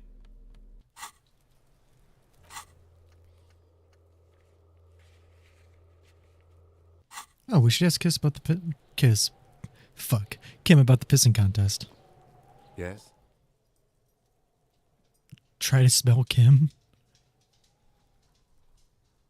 The lieutenant's posture becomes rigid and uncomfortable as you lean forward and sniff the area just above his shoulder blade.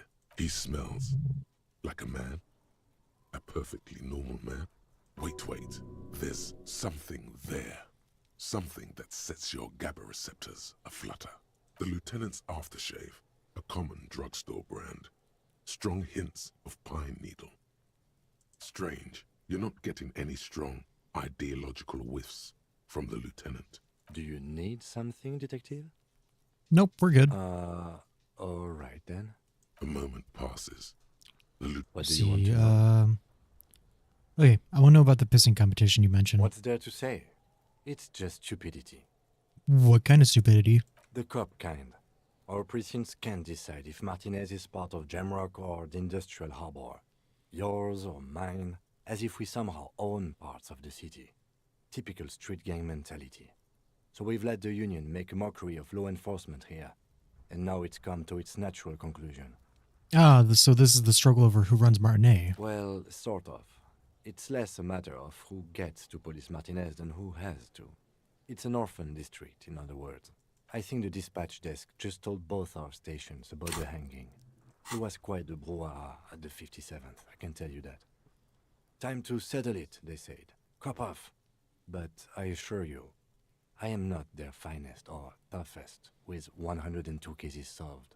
What I am is least interested in a pissing competition. So he volunteered to represent the 57th, but not out of competitiveness. On the contrary. So you volunteered to spoil it? Yes. I am an unrepentant spoil sport. What's special about Martinet? Martinez? Nothing. It's just a puddle at the end of some drain pipe. No one cares about this place. They care about sports. Most of our colleagues don't even know how to get here. North of the interchange doesn't exist. I wonder what this says about me, that I was sent by my station. Tell him. Tell him why it's you.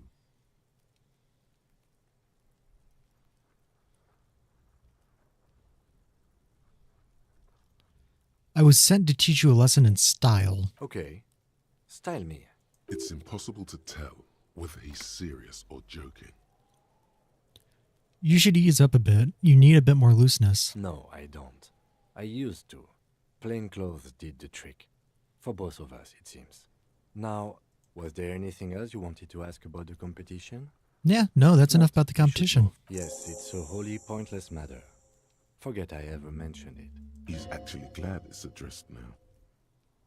Ooh, let's up our logic real quick, if we can. We should be able to. Like, we had a logic of 5.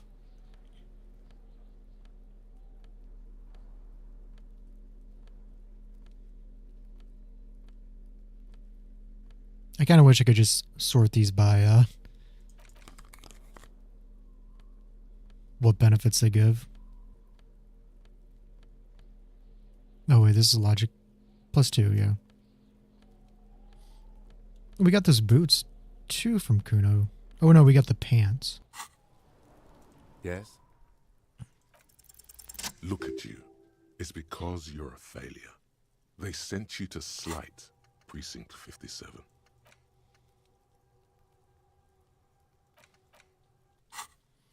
Wait, no, that can't be right. Just think about it for a second.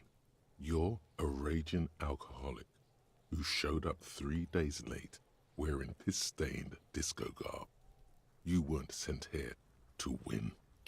Kim, what if the precinct sent me on this case because I'm a fuck-up, like, as a joke? I've considered it. So it's true. It would be immensely ugly of them, not to mention unprofessional. But I also think it's somewhat unlikely. Why's that? I checked the records. This jurisdiction dispute, who polices Martinez, reaches back to the 30s. It's as old as my station. And all this time we can't decide who gets Martinez? I think, yes, both stations would prefer a win. So you are their finest. I am the finest of nothing. Do you really see me as a safe bet? Safe? No. But you're old. You've made it this far. Something has brought you through. We've only just started working together, so I don't know what it is yet. But it's there. So no, I don't think they sent you as a joke. And even if they did, they are in for a surprise. Okay, oh yeah, we can run the number on the victim's armor now. It's been more than a day, I think, on that. Let's see if there's anything new.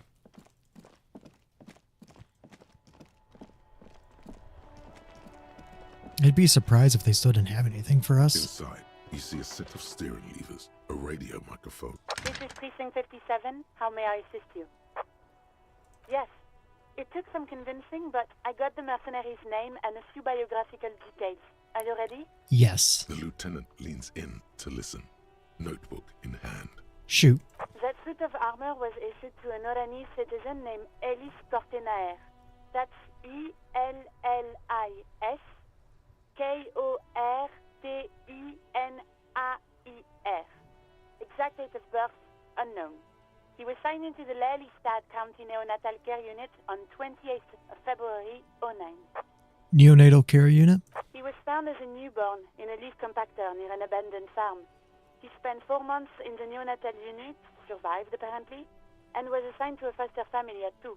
According to Klasia, Lele said his real name wasn't really his. Perhaps that's because he was fostered. This is what the ICP knows about him.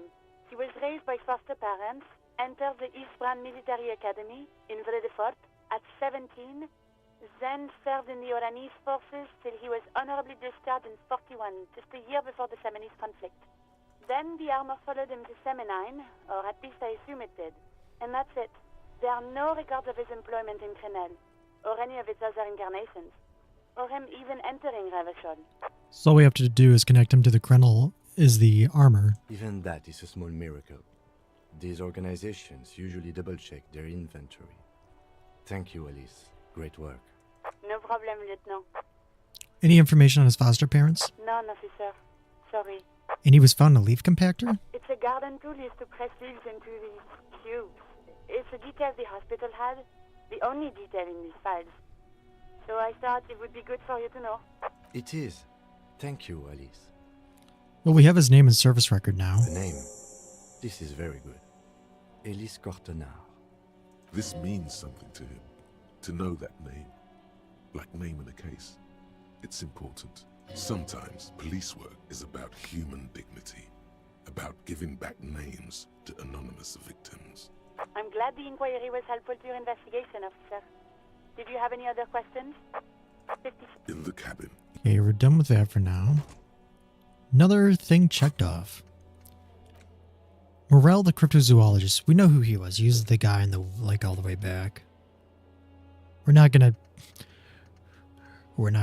figure out what advanced race theory is.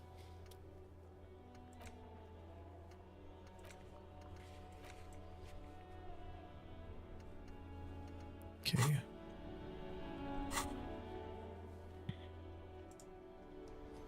Oh yeah, I can't remember, did we mess up the document?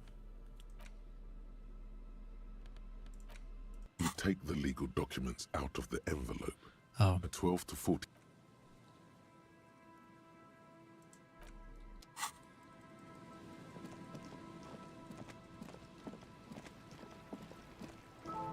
The closest place we can go inside is at 10, so let's try it.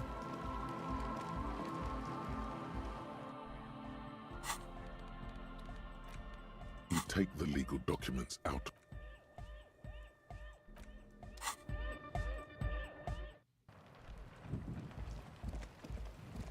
Let's talk to the cryptozoologist. We know they're over here.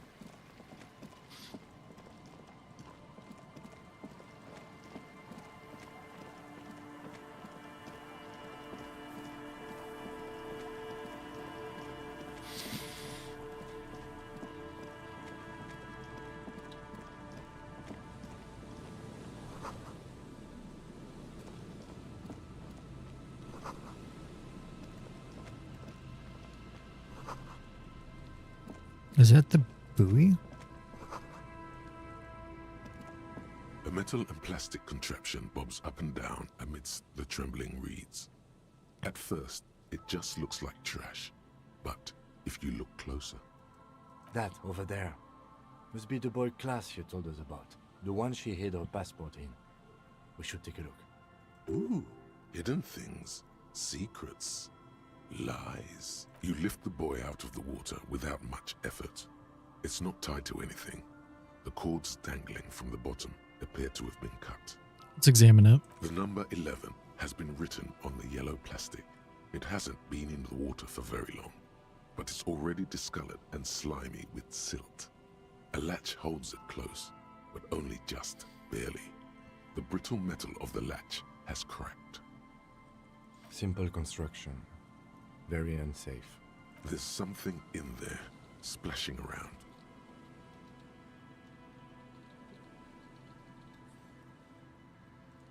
It smells like you would expect it to smell. A concentrated version of the coast. Salt, industrial slop, and decay. Let's open it up. Shot glasses worth of seawater pours out. Some algae, and nothing else.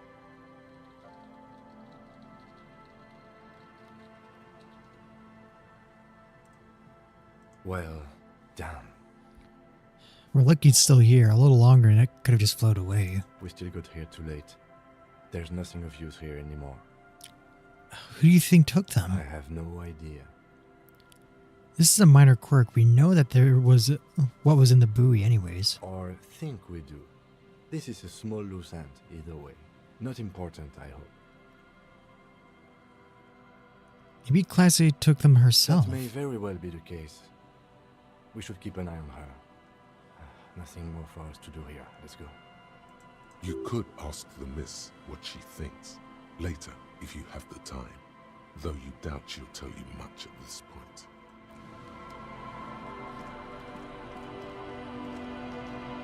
Here we go. Nice and easy. No way out, little guys. Not out of this jam. There's a cylinder on the ground in which the man is arranging some netting. It looks like some kind of trap. He notices you. Who's there? Oh, the police. Hello, officers. His self-conscious enthusiasm renders his movements ungainly. He looks like your understanding of a scientist. Is that the police? Why are the police here? Don't worry, Gary. I'll handle Yeah, shut the fuck up, Gary. You must be Morel, the cryptozoologist. What do I owe the pleasure? That's sarcasm. He takes no pleasure from your appearance. You don't seem too happy to see the RCM. Oh no, it's all right. I'm just busy. What's this about? Lena sent me. She's been really worried about you and is waiting for you to get back. Of course. Thank you for passing along the message. That damn water lock is broken. And we can't go all the way around the 881. Yeah, that was me. I broke the water lock with my motor carriage, and it's fixed now. You can go back. You broke the water lock with a motor carriage? There was a billboard in the canal. Not a vehicle. It said Samaran Butter. Yeah, no, that was me. I'm really sorry about your delay. Did he say we can go back now? Yes, Gary. We can go soon. Yeah, shut the fuck up, Gary. You see, Lena?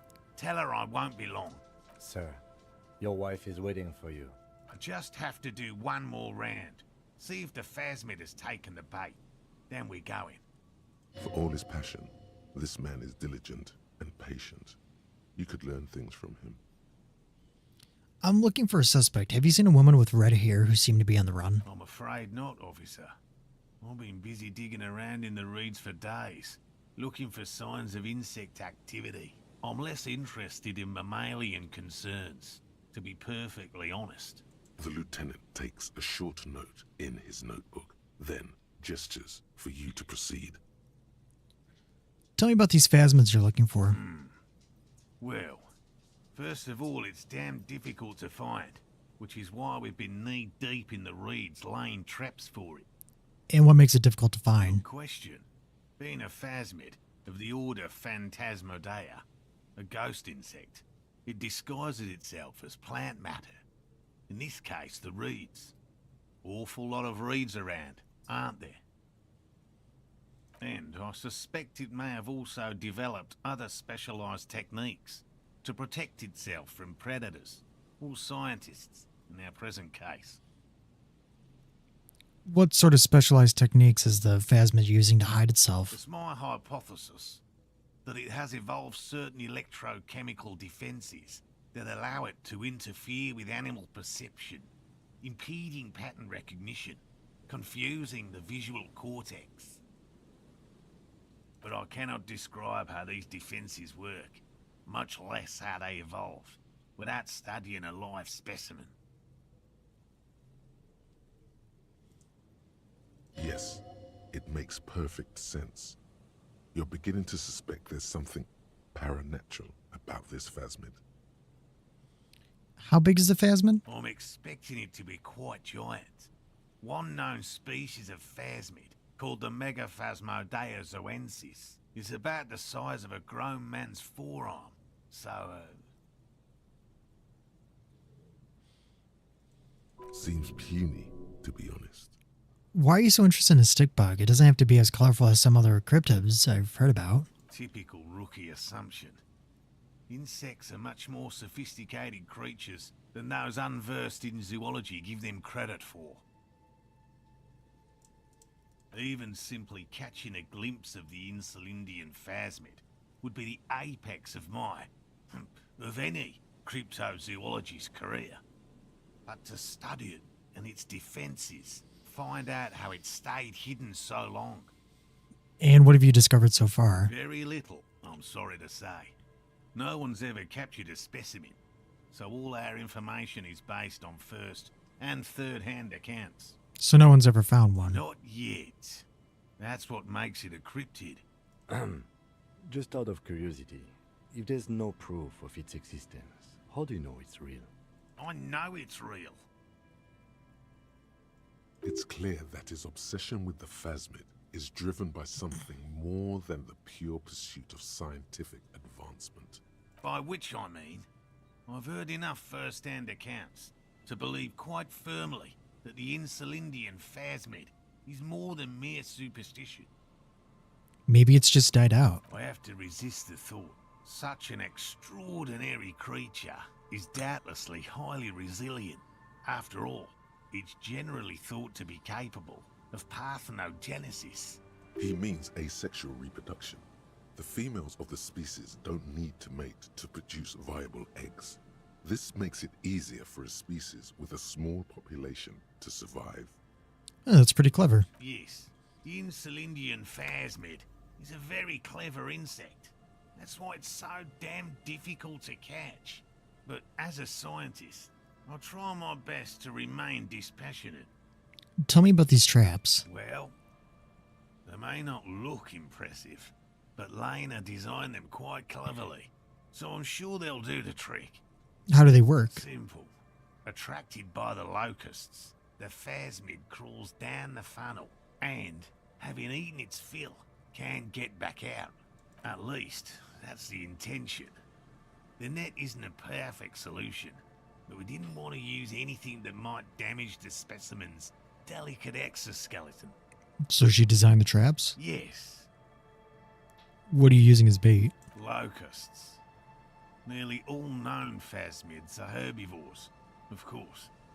But we've hypothesized that the Insulindian phasmid might occasionally prey on other insects. Inside the traps, a number of locusts crawl and tumble over one another in a tiny, chittering swarm. A meat-eating stick insect? Does it pretend to be the reeds as part of its ambush behavior? This seems unlikely. That seems unlikely. Thank you for your opinion. We have also included plant material in the traps to satiate your skepticism. Not a big fan of skepticism, this one. What will you do if these traps don't work? They'll work, I assure you. The predatory hypothesis, using locusts as bait, accounts for the failure of previous efforts by other teams, which use plants. We have given this some thought. Let me ask you something else. Yes. What? Lena does seem pretty eager for your return. And I'm eager to return to her, I assure you. But I can't leave before we've finished with these traps. My wife understands that just as well as anyone. Come on, Morel. We've been soaking out here for days. It's time to go back. I did not update to here. And leave the traps? Absolutely not. I won't let Lena down. Come on, she wants us back. I'm soaked up to my nuts over here.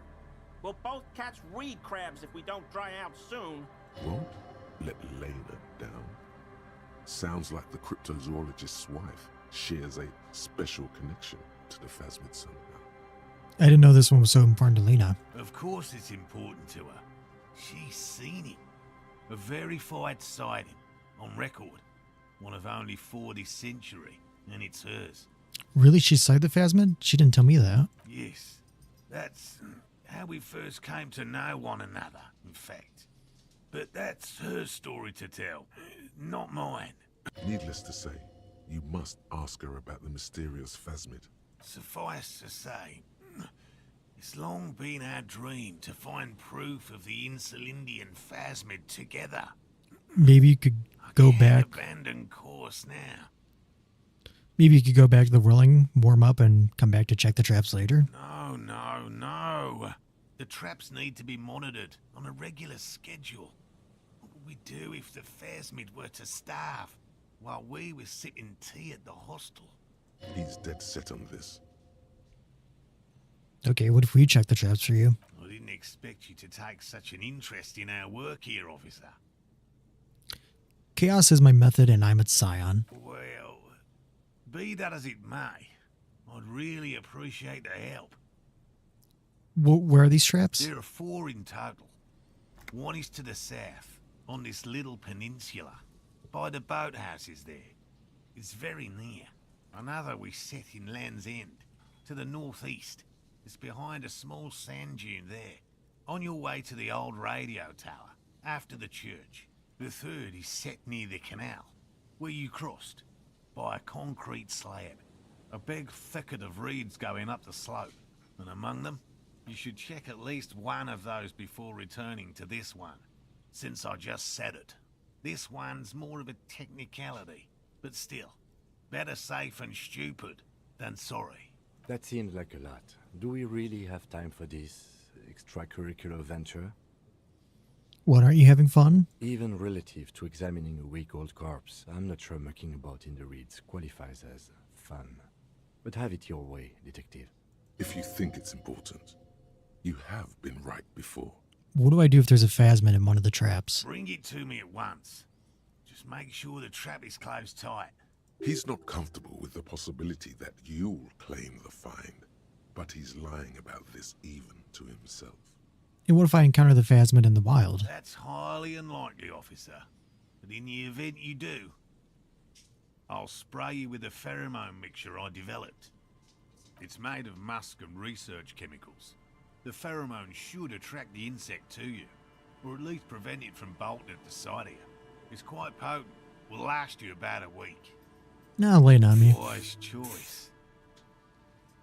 I hope you're not buying this. He dispenses it without letting you touch the canister, so it would be precious like holy water. It is precious. A single dose cost me 50 real to develop. Not that I expect you to understand self-financing one's own research. Okay, I'm ready. Let's get to it. Right. Which means you two can pack up and go back to the boiling. Whatever he thinks about this detour, it's clear that these men are exhausted and in need of assistance. Finally, someone's talking sense. Thank you for your help. Gary and I will start breaking down camp. If you have any more questions, now's the time to ask. If it's more cryptid-related business you want to discuss, you'll have time for that later too. But what if the information is vital on the hunt? Now we'll just get going. Hello, I'm Gary. Very generous of you Gary to the help us crypto out, fascist. officer. Yellow man. I mean, officer. The lieutenant raises his eyebrows slightly and takes out his notebook. Yellow man. Interesting. This is something to ask him about after a little probing first. I'm just waiting for my friend Morel to finish up with his insect traps so we can return to civilization. Not a lover of the great outdoors? I like nature, just not this bloody coast. It's mostly drunks and degenerates that come here. Degenerates? This man respects authority too much. To see the truth inscribed upon thine own visage. Pretend thou art a paragon of virtue.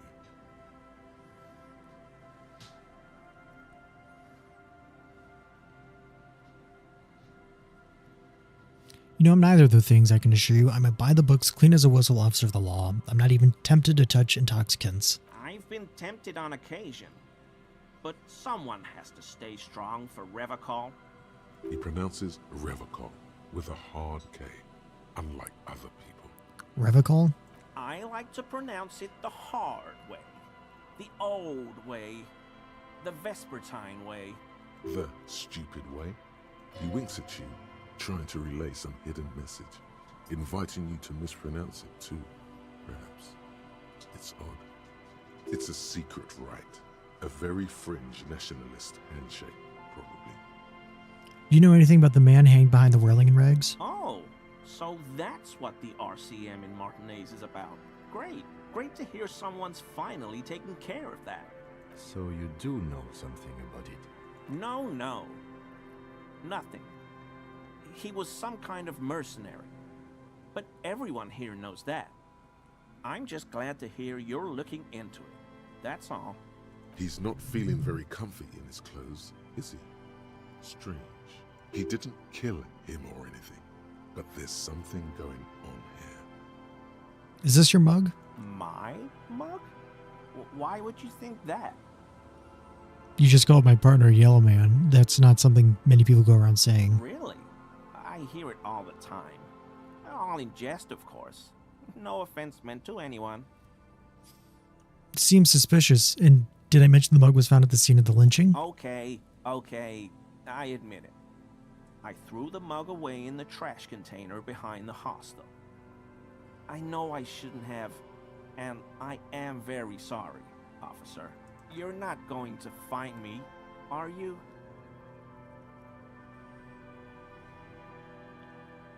I just want information. Ooh, thank you. You won't regret this. I won't use another man's property to dump my garbage ever again. I don't know what got into me, really. Work has been stressful lately. Damn Koiko's price dumping us out of competition. What did you do, Gary? Nothing. Nothing. Just answering some questions. Helping out the law. Wait, how did you get into the trash container? I know a guy who works with the trash collection services. CS Municipal. He gave me a master key for the trash containers of Martinez. Why would you need to get into everyone's trash? So I can use the Whirling's trash compactor to store my own stuff. Garbage disposal is expensive as hell. The damn Hemians run it like a mob. I'm sorry, okay? I thought I could cut costs. I shouldn't have. I shouldn't have disgraced myself. Disgraced? No need for the histrionic, sir. It was, after all, just a trash container. He studies his reaction. Gary doesn't answer. Gary, did you put the clothes of a murder victim, the man hanging behind the whirling in rags, into the trash container? Officer, please. Let me explain. It's not like that. Do. I was only cleaning up. I live right across the yard from where he was hanged, and I saw him stripped naked. All the clothes lying around in the yard, smelling. People are animals, you know? Okay, then what happened? Then I came out to clean up the rags because no one else would. I put them into the Whirling's trash, along with a broken mug, admittedly. Okay, I was coming to throw the mug away, and, well, I threw the mug there and the clothes too. Right. It was just civic duty. Exactly. That's exactly what it was. Civic duty. As he shifts uncomfortably, a series of clicks, like the clinking of glass beads against one another as they roll across a hardwood floor. You've heard this sound before, but where? What's that strange sound? What sound? The clinking I just heard when you moved. Really? There's lots of weird stuff out here in the reeds, though. Insects, trash. Could be the wind shifting some garbage nearby. You wouldn't know anything about the victim's missing armor now, would you? Armor? No. I mean, yes. Of course. I know he was wearing armor, but I don't know anything about it. An infant could see he's not telling the truth, but he's too scared to admit more wrongdoing. There's something going on here. You should observe him more closely after this topic is concluded. I hope I could help your investigation, in my small way. Does this mean you were in his apartment, admiring his colonial mug collection? Perhaps it would be interesting to tell him. Let's up our composure real quick. We can. I think composure's yellow, okay.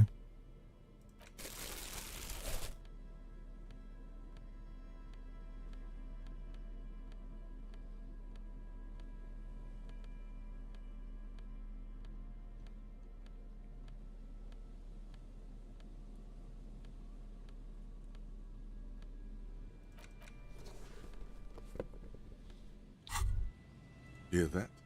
Magnesium. That's what you're lacking. The lack of magnesium has you slouched. My magnesium level's fine. Let's see what we get. Always a pleasure. I mean, officers. 58. Let's speak to him a little bit more. See if we can disarm him a little. So you're a cryptozoologist too? No. I help Morel with research sometimes, and I've learned some things along the way. But I don't usually go in for picnics like this on my own. Oh, we're at max composure too. Shit. You were surprised to see my colleague, Lieutenant Kitsuragi. Not many Sealites here, or anywhere, other than Sail.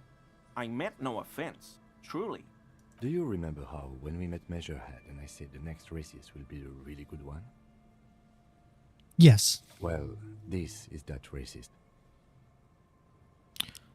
Oh, our lucky racist. Hey, man, All I meant was there are not many Sealites around here. I'm just stating a fact. The lieutenant is a native of Revachol. Oh, yes. Of course he is. I was just speaking about his connections. Let's change the subject, okay? Sounds like some conspiracy topic. You might be able to discuss it with him when the lieutenant isn't here, if you can remember it. So, Gary, you live nearby in an apartment in Martinet? Sure do, officer. Mr. Clary must be very angry with you. Mr. Everard? Yeah, he insisted that I open the door to your apartment. So you work for Everard Clare? Officer, please tell him we're good. No, tell him I'll make it up to him. What have I done? He'll send the muscle after me. As he lowers his tone, he hunches his back.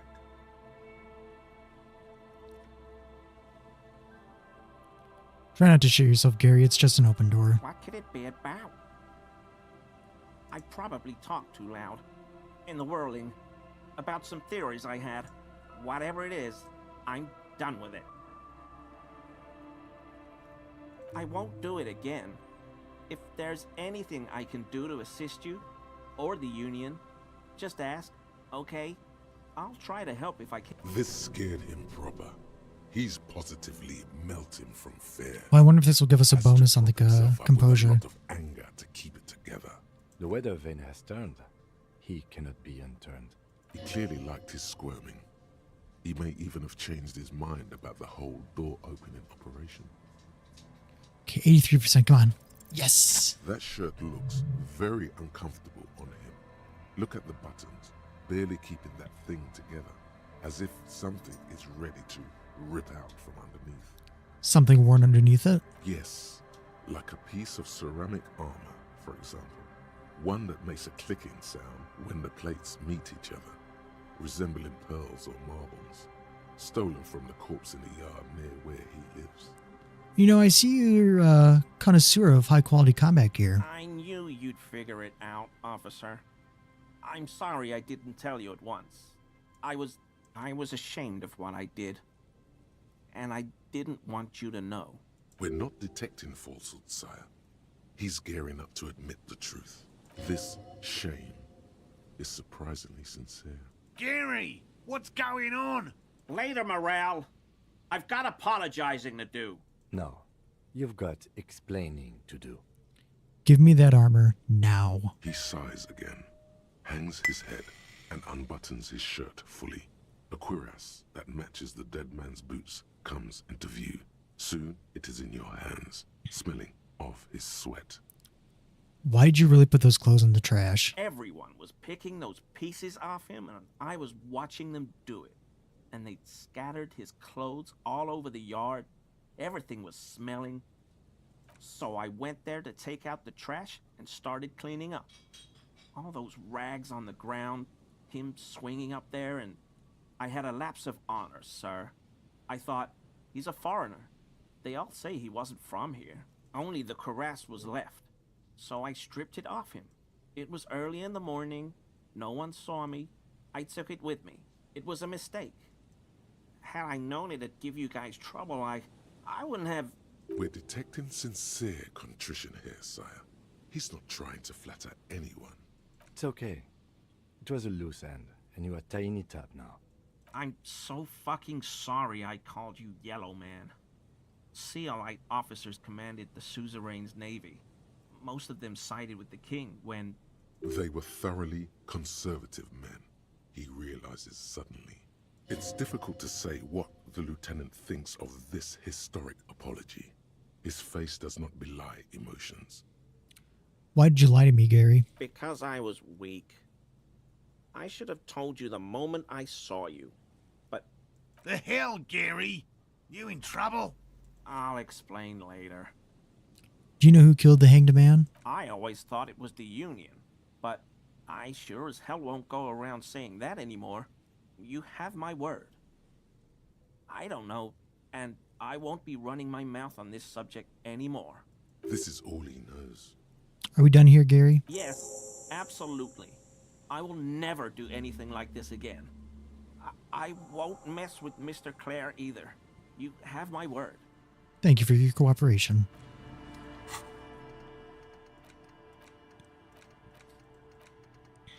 Don't really care for that. Derealization.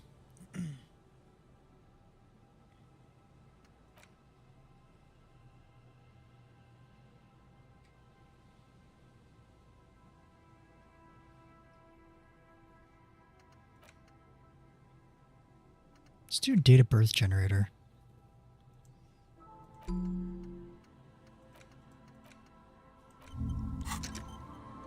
Okay, well, we figured that out. Still working on the armor pieces. Now we gotta get the signatures for Everart. Let's actually go back to Whirling in Rags, and I think there's a piece of armor we could pick up for like 50 real, which we have enough for.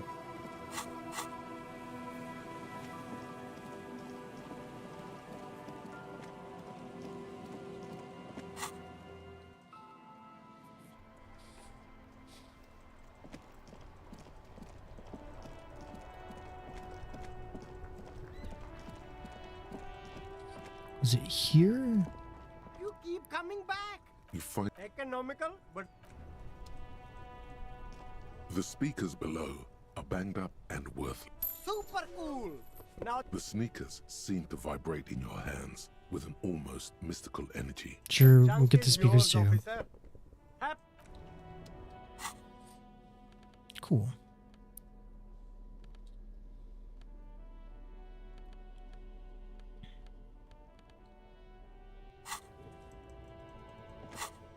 Okay, so now we need to get the 2 signatures from Everart. Or for Everart.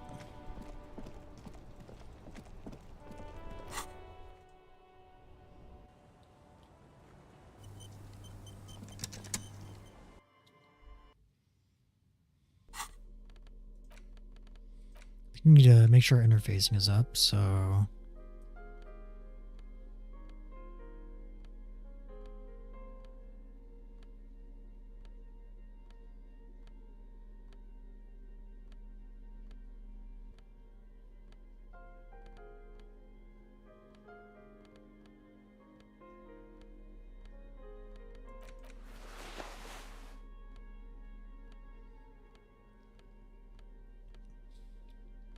So that's all we have for interfacing, okay. Interact with the document. You take the legal documents out of the envelope. A 12 to 40 month.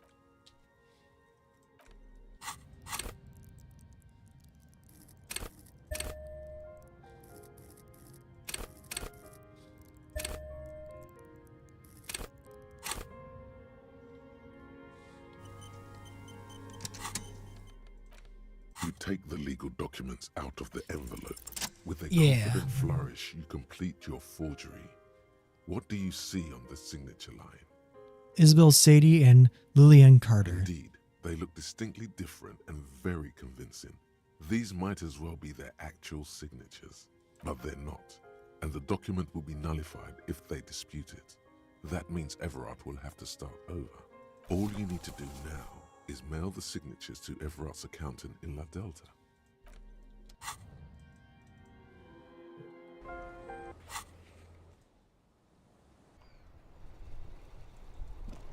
Haha, get fucked, Everart.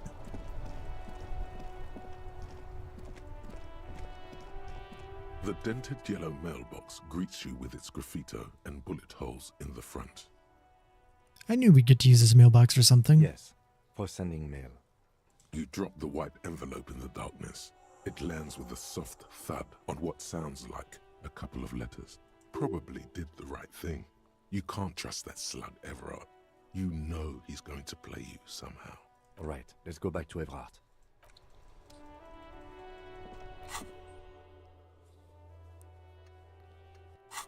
We're not gonna. I don't think we're gonna actually get the chance to send the body for processing, depending on how the remainder of this day goes.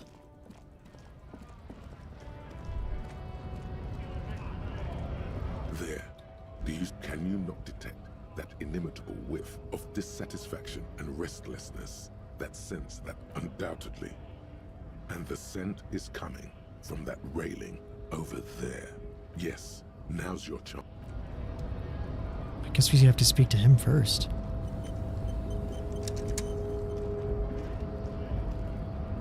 Hola, wandering man. How can I help you? Listen, brother, there's something important I need to talk to you about. What's that, boy? Now's your chance. Remember, communists are notoriously skittish, so it's best to insinuate your way in. Hold on. This isn't a man who goes in for subterfuge. He prefers someone who'll look him in the eye and say exactly what's on his mind. Involves our mutual friend, Kras. Don't think I've ever met a Kras personally. Then again, I've never been to Gran. I'm investigating a peculiar smell, one with revolutionary Could be implications. coming from one of the jam lorries. Cargo's been sitting out for a while.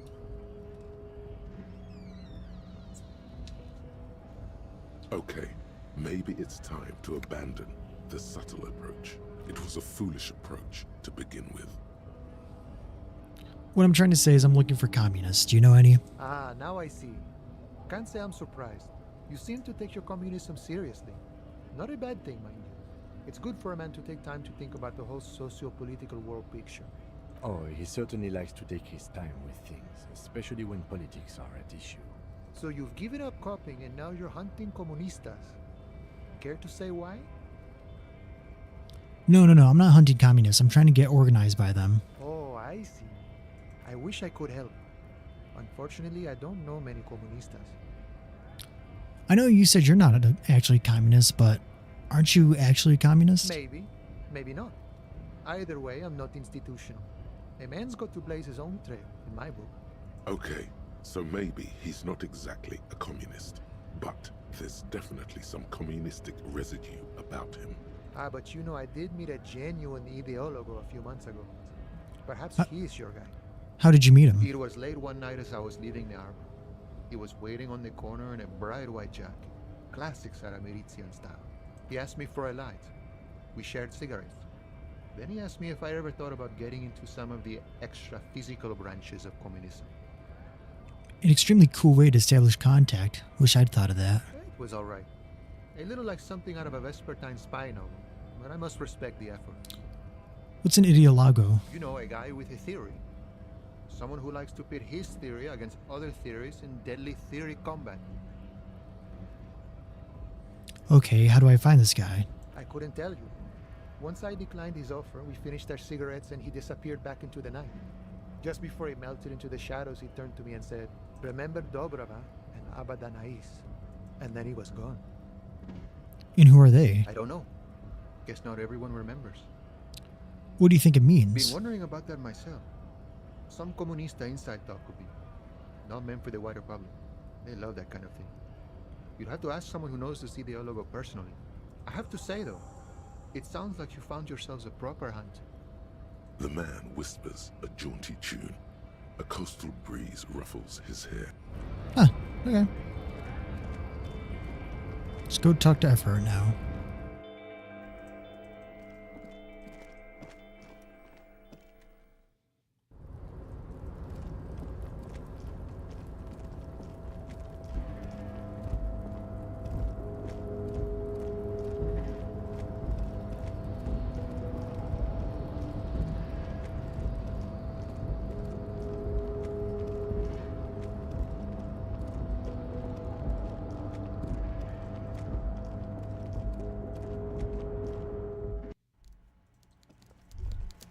Yes, of course. Now we're on the right track. It smells like an office. Something officious. Is that a word? There's a bit of dust in the air that may be triggering your allergies.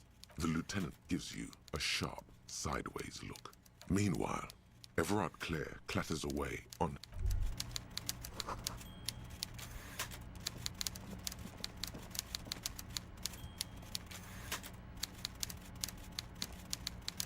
Mr. Dubois, I hear the meeting with Titus was a glowing success. That's such a relief. Titus can be a handful sometimes. Now, what can Everard Clare do for you today?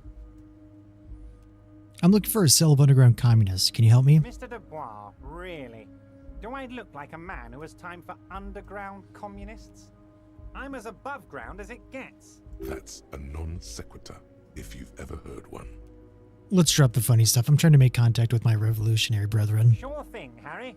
We're all business now. The answer is still no. I'm a busy man, as you can see. I don't block off time on my schedule for underground types.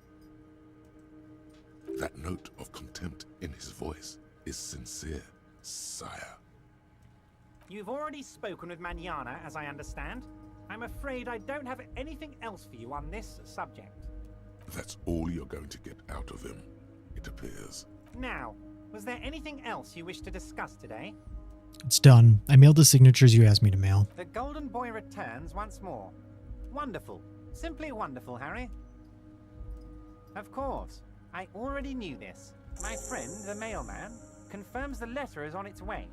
You've done a great thing today. You've given the children of Martinez a future and proven to be a true man of the left.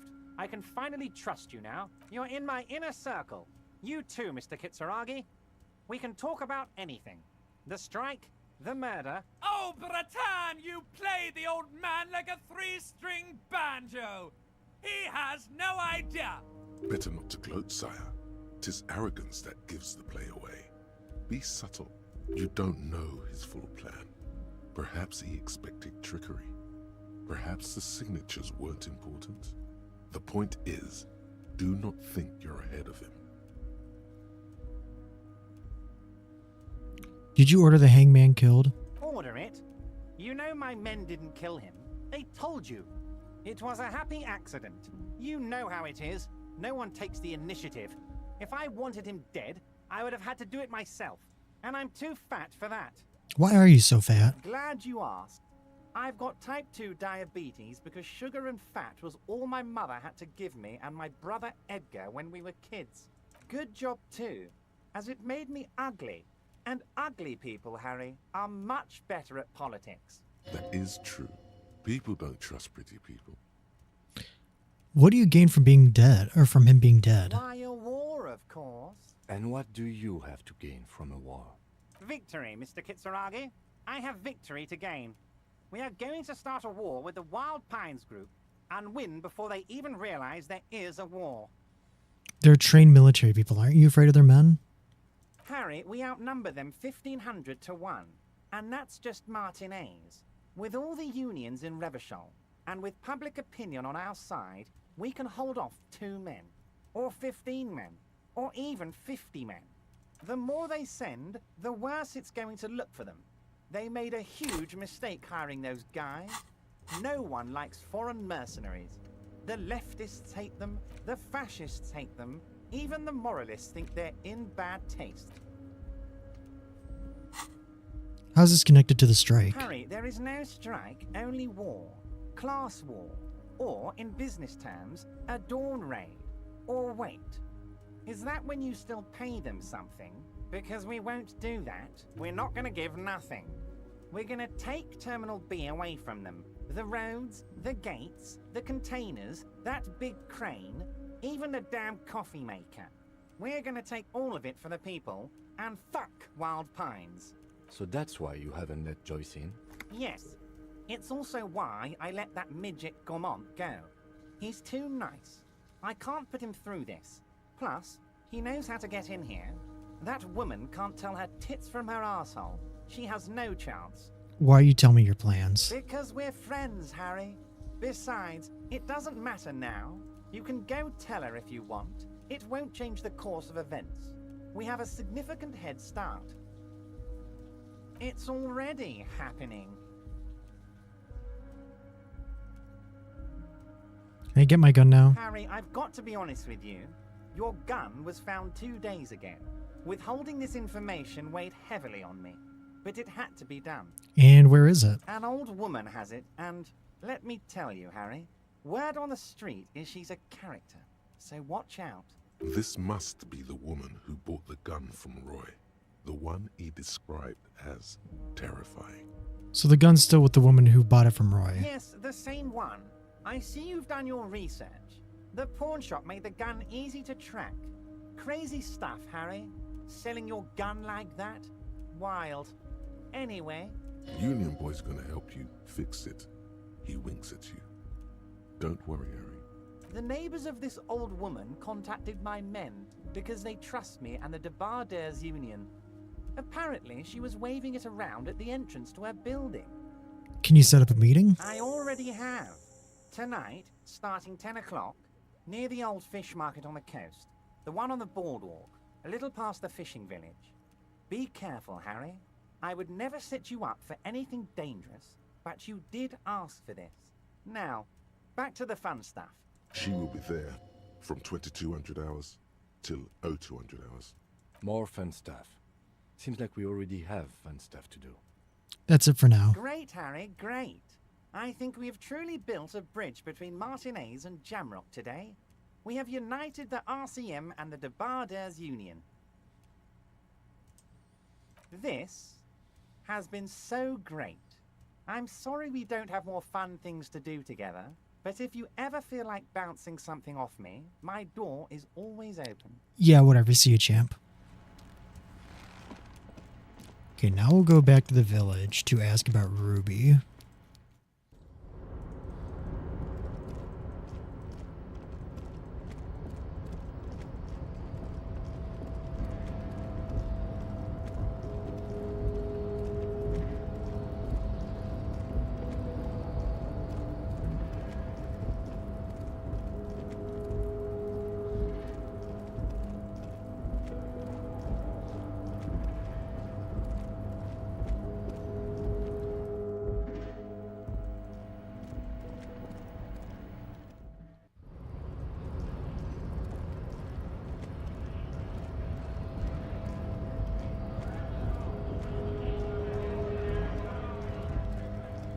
Actually, we need to go here first and sell the bottles and get some more health stuff. The tear machine stat. Your bottles clunk into... Hey, $1.80. Oh, wait, A colorful display of cigarettes and alcohol bottles. not that.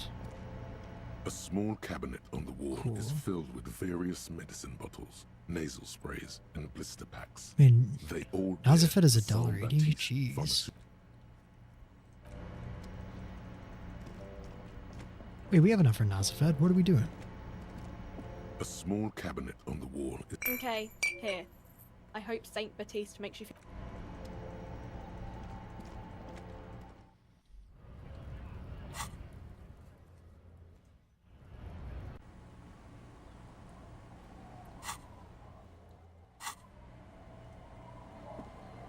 Our tenant, the policeman.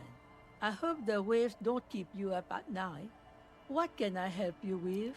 Can you wash this jacket for me? I can wash it for you, but it's going to take about a half an hour. Think you can stay put for that long? Yeah. Hell yeah.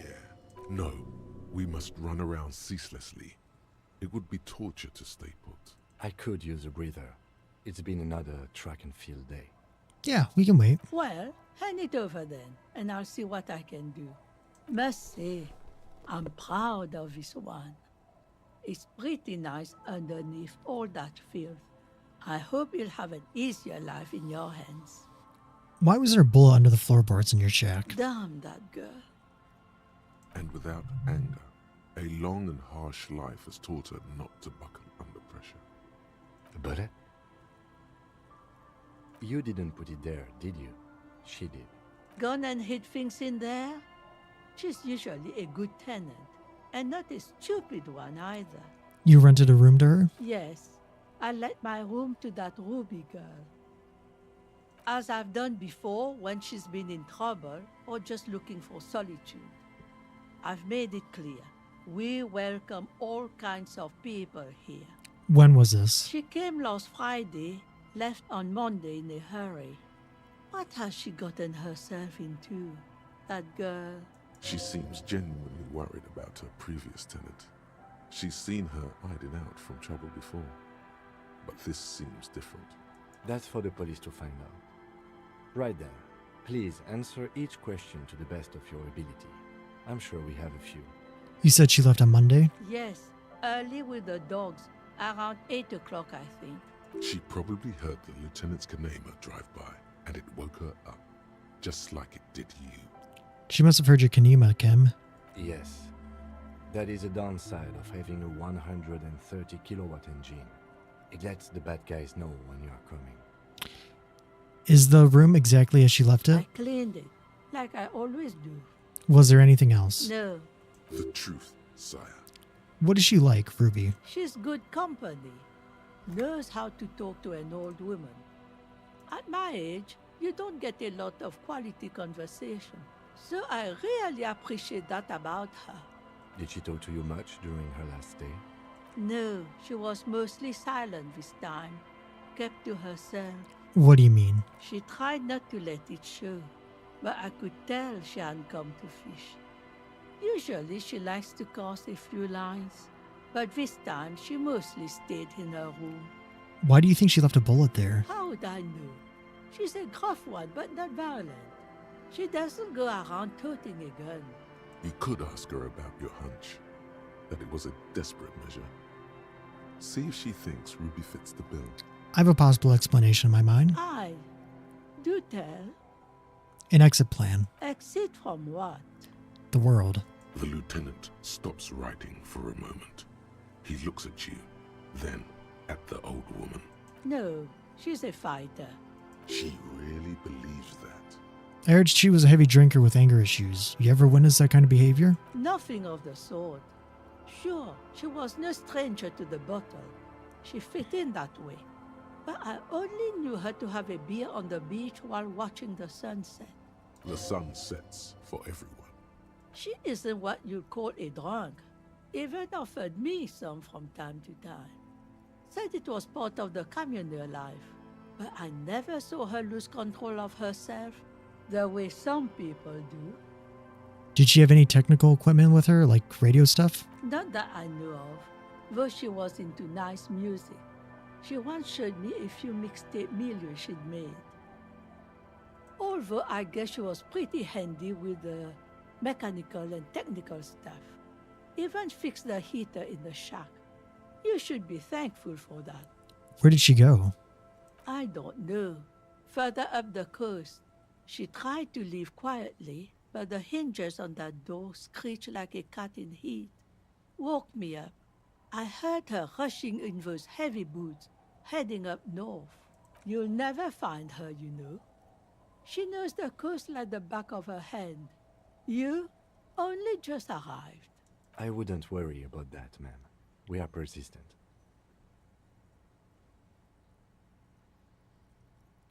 Man, I was really hoping she'd be hiding in this village. Yes, it's going to be too much work for you to find her.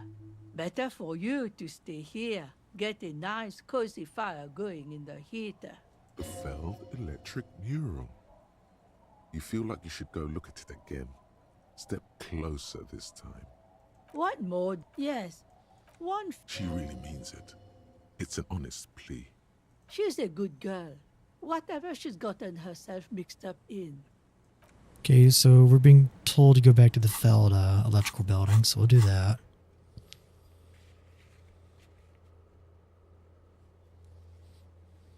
Get yourself organized.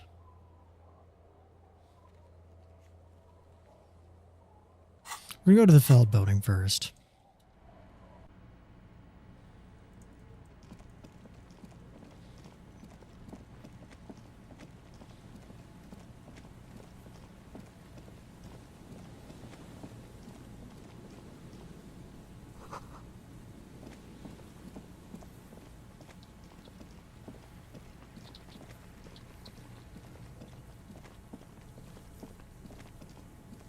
Okay, so...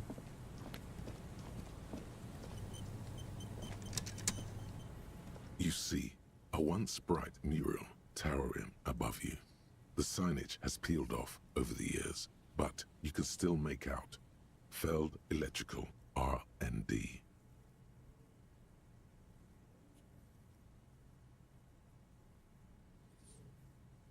Above the mural, a collapsed roof, broken windows set in walls that are cracking and will soon also fall, and the coastal breeze rustling and sighing in the remains of the edifice.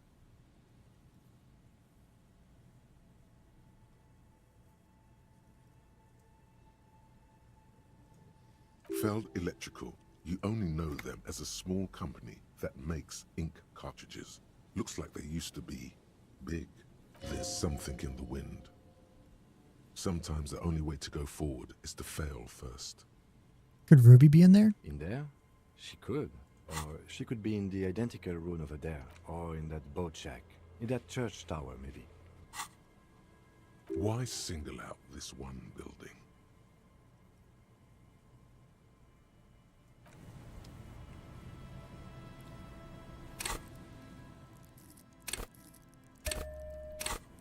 I think we can up our shivers a little.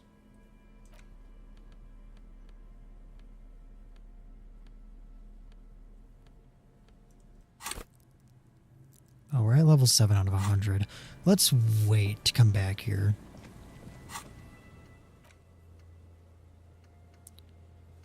Dead body on the boardwalk. Let's deal with this next. Well, you know what? We should be able to do enough to level up again. Let's up our shivers. Close, logic, electrochemistry, shivers -1. Let's do that. The windbreaker.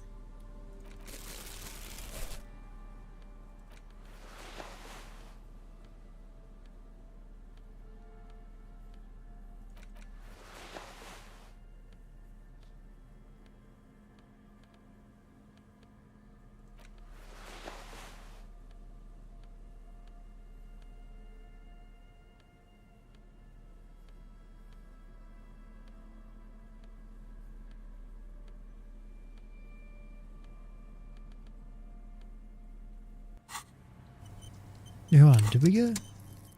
Oh, just pain threshold. I thought physical instrument went up for a second. The once bright mural towers above you, saying, Feld Electrical, R&D. Tomorrow, suddenly, all is quiet. There is no cold hand brushing against trying to... is a prayer. How do we? She's probably... And then there's the church. Or spiritual. Anyway, we do it the old-fashioned way. Sector by sector. Go over the whole peninsula, ask the locals, enter the... Then, if we're desperate, we can look where we can't enter. Bunkers, storm drainage, this place. Walk the coast, the old boardwalk. Okay. We're gonna have to go back up to the church at some point.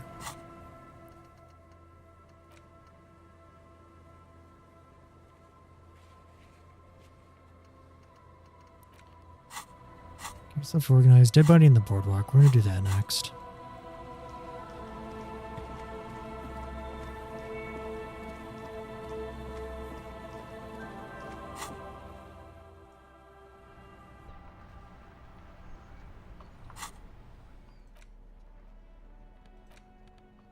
The library card is folded into two and still slightly wet to the touch. The front side reads, Central Jamrock Public Library Card, issued to Billy Mejean, expires July 53. Billy is a unisex name. Could be the deceased, or his family member. Whoever owns this card is an avid reader. You find a list of books written in blue pencil. Radio thriller. Stand a little less between me and the sun. The last one in the list is The Glinton Curve by M. Theobald. A library stamp indicates that the book has been returned. Most of these titles seem to be in the sci-fi genre. Some thrillers too. If lost, please return the card to the library. Dial 005 02 55211 or visit us at Moreau Street, 78, Jamrock. Business hours, 900 to 1800. Good. We should give them a call from my kinema. See if we can learn anything about Billy Mejean. Okay. Let's see, call the public library first, and then we'll report the body. Actually, no, we'll report the body first and then call. This is Precinct 57. How may I assist you? One moment. Can you please describe the body? Age, sex, cause of death? An unidentified middle-aged man, height 170 to 175 centimeters, dark hair, medium build. Looks like he slipped, fell through a hole in the boardwalk, and hit his head against the metal bench. We suspect he might have been inebriated when he fell. There were bottles all around him. and traces of vomit on his shirt. Any signs of violence? No, seems like an accident. No field autopsy necessary. What about his belongings? Did you He was wearing examine his boots, clothes? trousers, and an old leather jacket with bright blue linings. I found a library card from his pockets. Any information on the library card?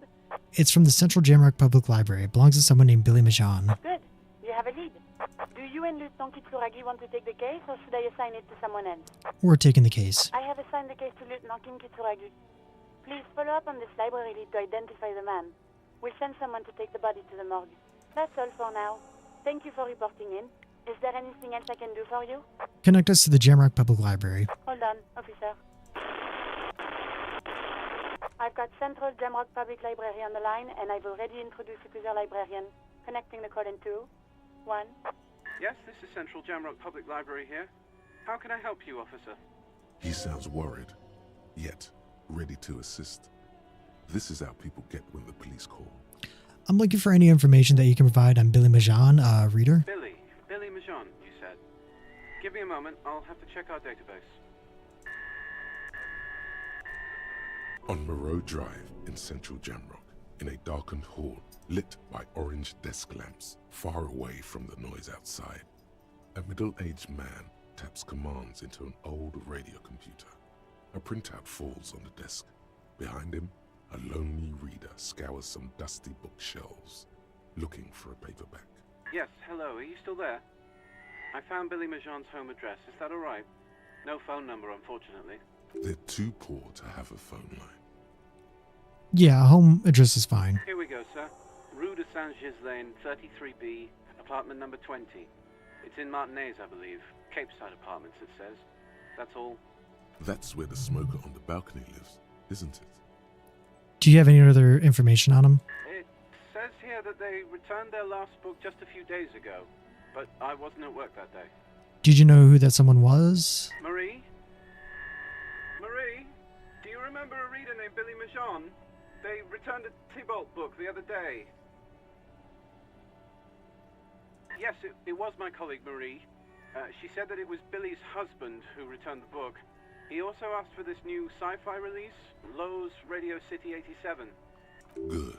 You have a name now. So Billy Majan is a woman, not a man. How did your colleague know that it was her husband? Marie knows Billy. She's been working here longer than me. Sometimes her husband returns some books for her. And then goes for a little drink later. On the lookout. Do you know the husband's name? Sorry, no. Marie only knows him by sight. Can Marie describe to me what the husband looked like? Marie?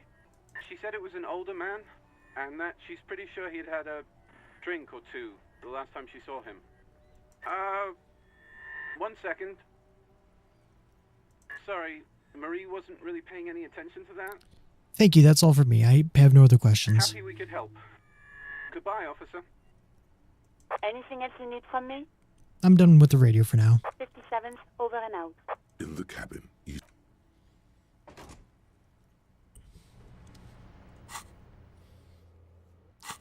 You know, I have a slight feeling we're going to want to be a little more empathetic here. So let's see if we have anything that'll help with that.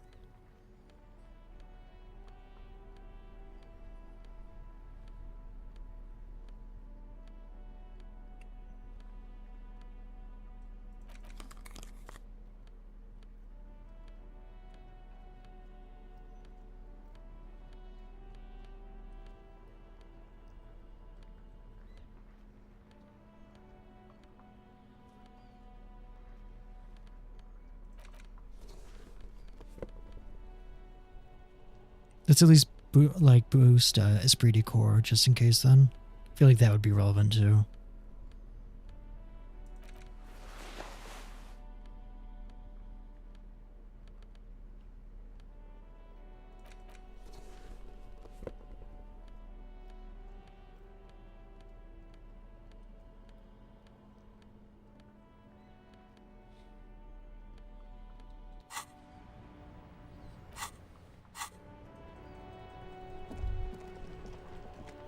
Snow covers the white on blue police livery of the motor carriage. The white colors nearly meld together. Why am I thinking about this? Do something important? Something murder related? There's always something important. doesn't mean you can't take a moment to admire this piece of machinery. This is a Caprice Kanema, the Caprice Motor Corp's follow-up to their highly successful workhorse, Caprice 40, and the answer to the Lum's racing breed, Ferv series. With its air-cooled, rear-mounted 12-cylinder compression ignition engine driving the rear wheels through a 4-speed manual gearbox, the Kanema is able to reach 100 kilometers per hour in 13.5 seconds and go on to a top speed of 180 kilometers an hour. The high center of balance is offset by a large battery bank mounted at the bottom of the cabin, feeding all the auxiliary systems and making the Kanema effectively a mobile power plant. Due to a quite steep price tag, it is very unusual to see one in police livery.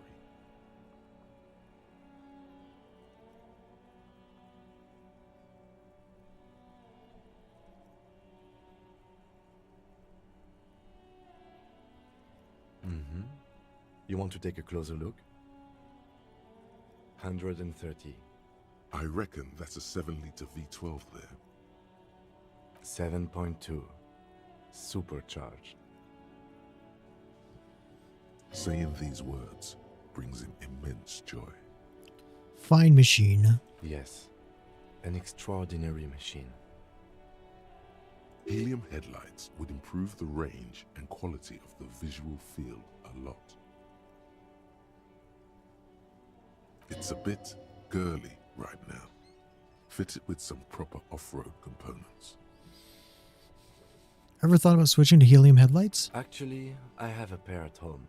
Just haven't gotten around to fitting them yet. I need to lay some wiring for the ballast first. You know, if we ever get the case solved, maybe we could do it together? Maybe. Yes, definitely maybe. And means no. Okay, let's move on.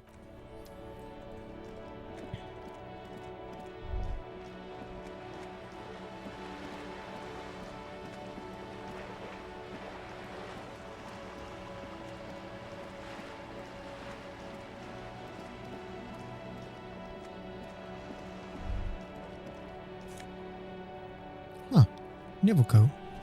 There it is again. There's a spectral scent haunting this pit. Sea brine mostly.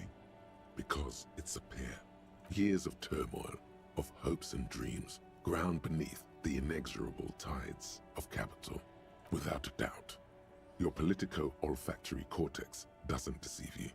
The smell is coming from that balcony over there. Certainement. A precocious communist youth, a symbol of a kinder, more hopeful future. Now's your chance to establish contact with your revolutionary brothers and sisters. A chance to establish contact. Cool.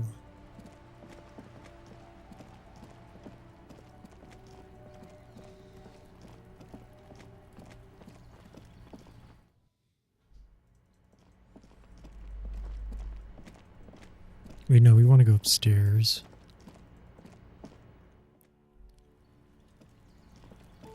Is it this room? A weathered brown door. The number reads 20. Something smells good. Soup allongio. The lieutenant motions to you to go ahead and knock. This is the door. You already know it's the right door. Hold on, Kim. What should we... This is going to be so hard. We should discuss this before we move on. What should we expect? You're right. Let's talk this through. You hear light footsteps passing by the door and some folk music playing on the radio. We have our first preliminary identification. In all likelihood, the deceased is the husband of Billy Méjean. We need to confirm this, as well as deliver the death notification to Billy herself. Now, delivering a death notification is never an easy task. There's a reason why it's often called the most stressful part of our job. This is why it's usually done in pairs. You got this. I'll be monitoring reactions, ready to act if necessary. Do you have any advice on how to tell her? Dead? Just don't say that you know how they feel. You don't. Good advice. What if I don't want to do this? Yes, it's hard. But there is no easy way to handle this information. It just has to happen. As soon as possible. Alright, think I'm ready. The lieutenant motions towards the door. Hello? Who is it? And someone turns down the radio. Is this Billy Majan's home? This is the police. Please open up. The police? A moment, please give us a moment. Tidying up. Nervously. There's fear in her voice. Come in, the door is open. We're gonna, like, loot the place first. Like the good police we are.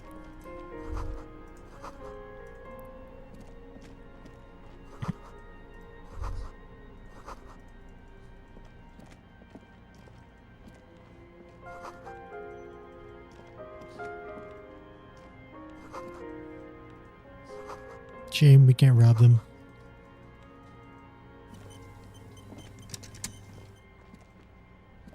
Hello, I'm Billy. Would you like something to drink? Tea? Lemonade? We're out of coffee. I was supposed to get some tomorrow.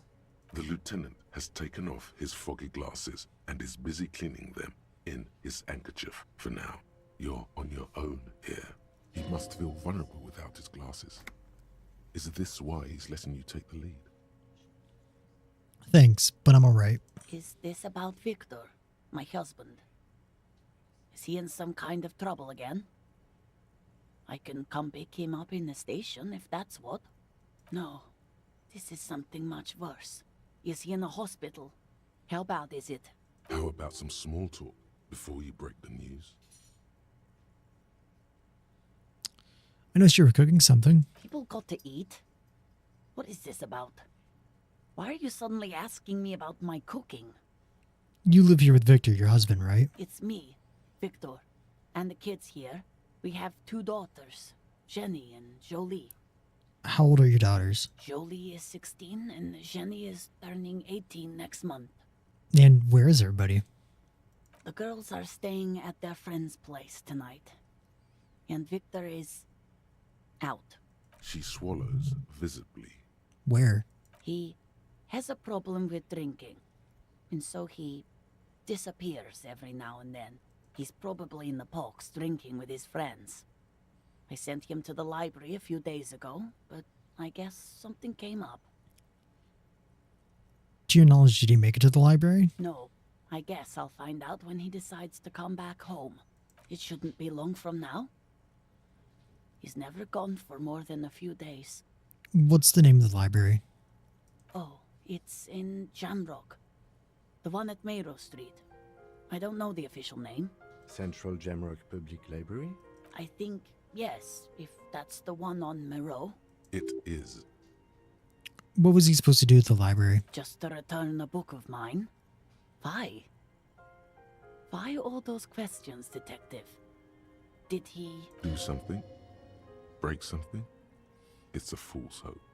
Was it the Glinting Curve by M. Thibault? Yes. Do you remember what he was wearing when you last saw him? His old leather jacket. Can you describe it? It's just your average brown leather jacket, but he bought it as a teenager, so... What about the inner lining? Yes. The lining is hand-sewn. It's blue. I tried to make the thing more weatherproof since he's running around with it in the middle of winter. There's something I have to tell you. She folds her hands across her chest. You've done this before. Just keep your focus. Ma'am, I'm very sorry to say, but your husband, Victor Majan, was found dead on the Martinez boardwalk. What did you say? He's dead. I'm very sorry for your loss. Oh. Oh. But he was just... But he was just here. Alive. We understand this comes as a huge shock. I want you to know that me and my partner are here for you if you have any questions. Take your time, man. What happened to him? It was an accident. He fell through a hole in the boardwalk and hit his head. Was he drunk? We don't know yet, but we will let you know when the results arrive. I see. And you just Found him there, lying in the cold. How long had he been there? If you say 2 days maybe, it will be etched in her mind forever. It couldn't have been long. She blinks, eyes welling up with tears, as her hand starts searching for something from the pockets of her dress. Here. Is there anyone we could call for you? A friend, a family member, somebody who can be here for you? No. I just need to tell my girls. God, should I call them? Should I tell them to come home? No. A day. Take a day to recover. You'll be better prepared when they come home tomorrow. Good. That's probably the right thing. Thank you. Just tell me, what do I need to do next? Where is he? Can I see him? We've taken him to the city morgue. The local coroner will be contacting you shortly to arrange the funeral. Here's his number in case you want to contact him earlier. A very good call. Is there anything else that the RCM could do for you? No, I'll call you if something comes up. I'm still... Thank you. Thank you for telling me. I'll call if... Again, I'm very sorry, ma'am. We should step outside and talk.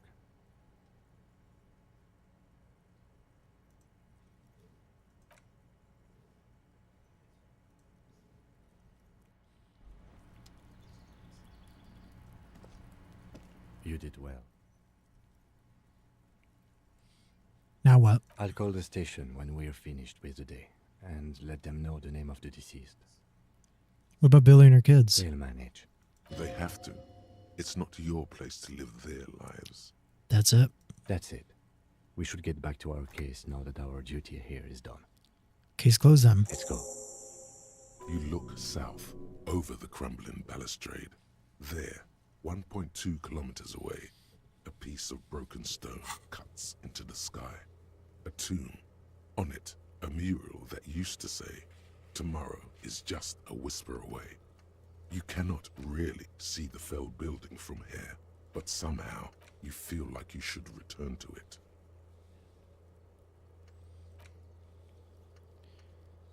All right. Nightclub is next. Let's go.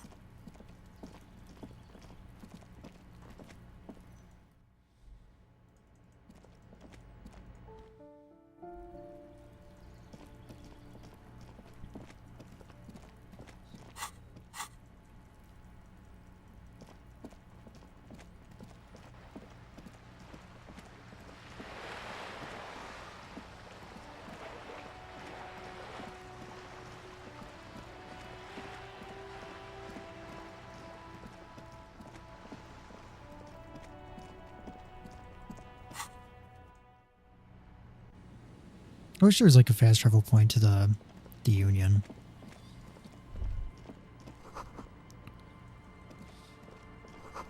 Oh, money.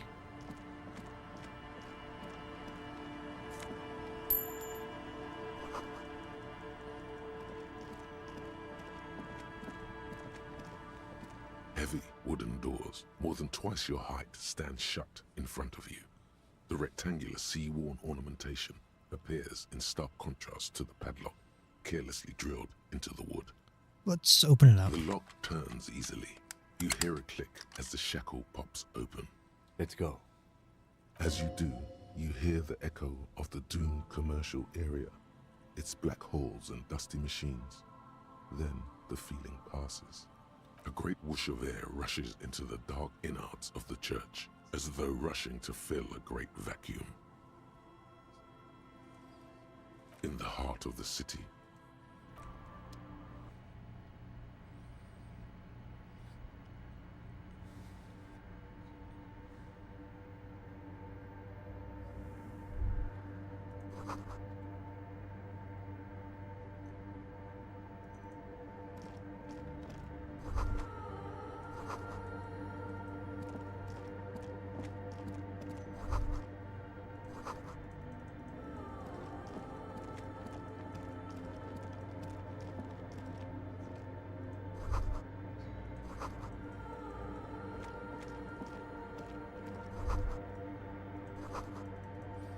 Definitely somebody set up here.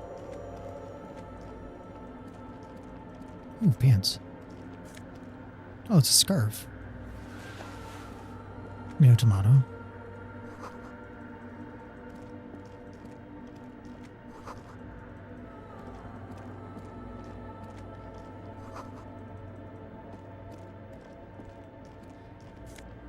And a set of shoes.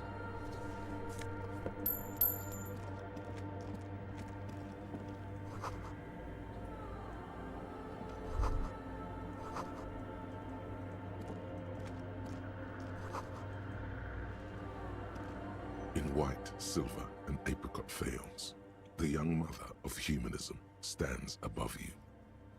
A crack runs across her body. She is impossibly tall, oval-faced and sad, a dark and radiant majesty. This is her innocence, Dolores Day. Cradled in her arms are a pair of glowing lungs, clearly visible from underneath her flowing dress. Your knees touch the floor. The floorboards are hard and cold. There you kneel among the snowdrifts, diffuse light falling on your hands from beyond the glass. The woman looks down at you kneeling. She towers among her followers, architects, laymen, courtiers. There is a sad smile on her lips and a glint in her green-blue eye of what? Compassion? Remorse? She acknowledges the passing of someone who is still alive. You. It's morning. As that terrible word passes through your mind, the lieutenant draws an X-shaped cross from shoulder to shoulder. Your fingertips touch your chest 4 times. Then you rise from your knees into the apricot-colored light of the window. Above you, the woman still smiles her distant smile, sundered by the crack in the glass. This is Dolores Day. The old woman in the village was right. This must be the Delorean Church of Humanity in Martinez, or the small Pinewood Church in some records. You knew of this place? It's a minor landmark, not easy to find. Most maps misplace it. It was built not long after Revachol's founding, 300 or so years ago, by first-generation settlers. On the coast of an uninhabited archipelago where only animals had roamed before, in the wild reeds. What else do you know? There used to be 7 stave churches on the coast. Les Sept Sœurs, they call them. The 7 Sisters. Only one remains. The rest were burnt in the revolution or used for building materials.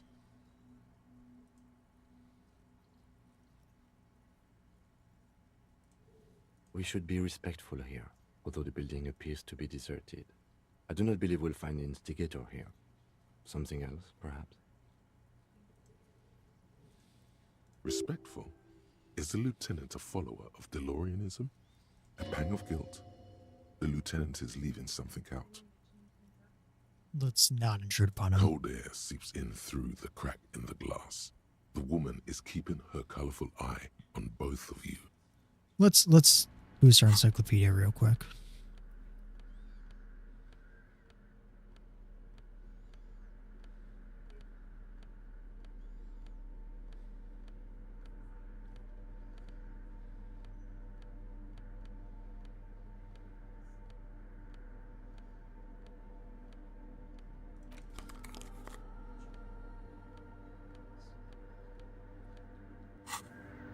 The mother of humanism stands above. Yes, we all are. Her name, body, and rule are synonymous with humanism. The laws we enforce are DeLorean in origin. I didn't think you're spiritual. It's not spiritual, it's constitutional. The DeLorean system does not demand faith, only accordance. How did I know this is the mother of humanism? Despite the damage you've done to yourself, the title appears lodged in your hippocampus. This is her innocence, Dolores Day. The innocence of humanism, internationalism, and the welfare state.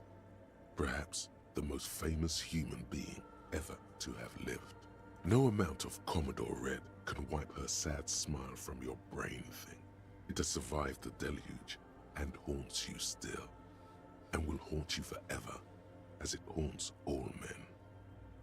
Was there something terrifying about her? Terrifying. is a term too emotionally charged for your semantic memory, or what remains of it. But terrifying, it's a simple word. She was bad for humanity, and you shouldn't have started thinking about her. You're right. Time to, wait. No, was there something bad about her? I just want to know. Already do. Although she's often considered to be the greatest human being to ever live, there was something ominous about Dolores Day. Constantly surrounded by her terriers, she was the most socially secluded and least self-aware of all the innocences. Some modern thinkers would consider her a war criminal for the campaigns she waged against the Mesk state. And then there were the resettlement programs. The Mesk state tried to detach itself from innocentic rule.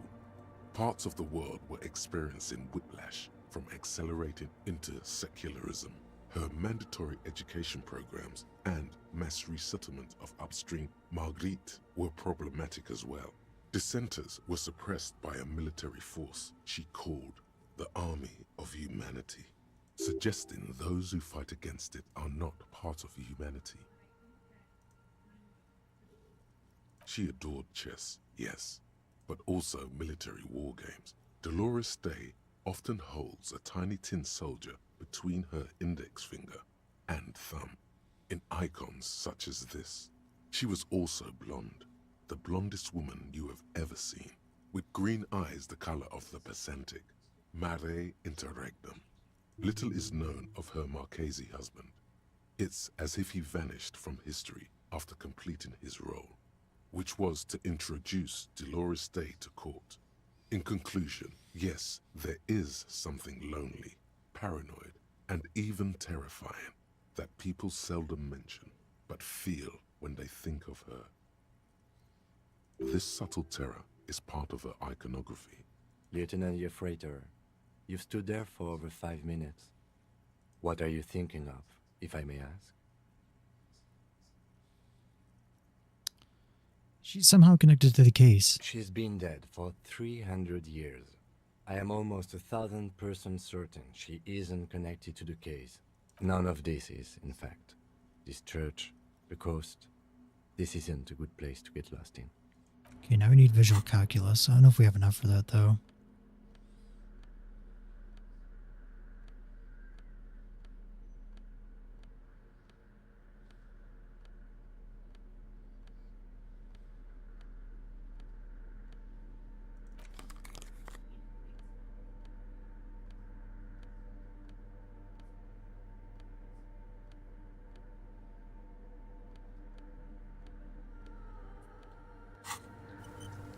The mother of humanism stands above we the failed. shards glimmer in.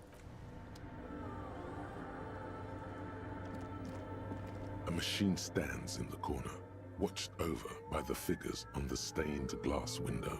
It's turned on and quivering with soft electricity. Another radio computer.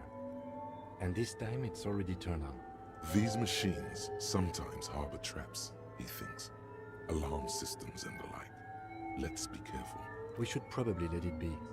It's becoming clear that there's no trace of the suspect anywhere inside the church.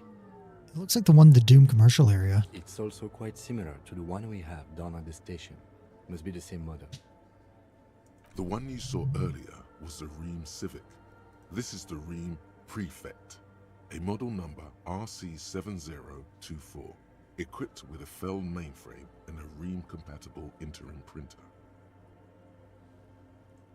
The Ream Prefect is the governmental version of the commonly used Ream Civic model.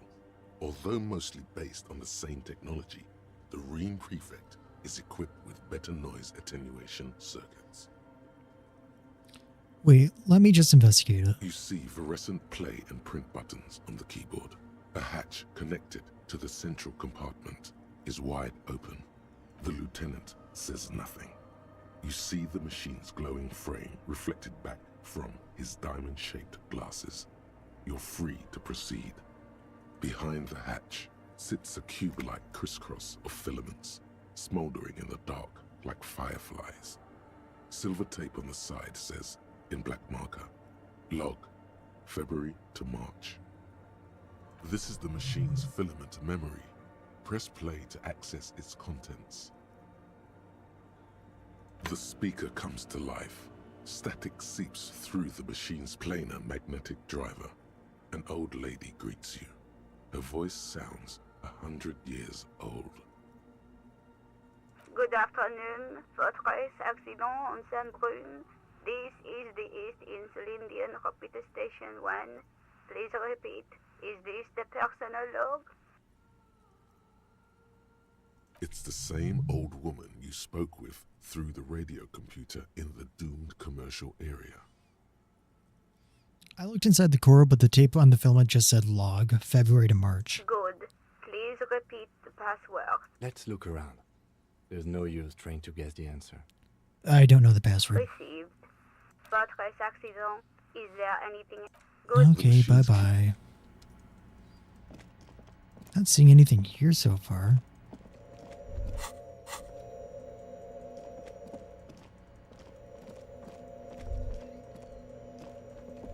The silence in this part of the church, it's almost palpable. All the shifting matter and shuffling of living things is gone. Nothing seems to exist beyond the church anymore. Maybe if you were to stand in just the right spot, even your footsteps would be completely silent. Wait, I think I hear something. And then it's gone. Almost all of it. But for the faintest of hums, it seems the sound here is detached from its source somehow. If not blotted out, outright. Truly unusual. You can hardly hear your own breathing. You produce a few muffled thumps, after which the silence feels even more total, somehow. Your voice is barely audible. Not a howl, but the softest of whimpers. Kim, what's happening? The lieutenant points to his ears and shakes his head. Then he leans closer. Can you hear anything? Almost nothing. It's begun to worry me. The church just has strange acoustics, some engineering trick. His detached tone conceals how uncomfortable he is.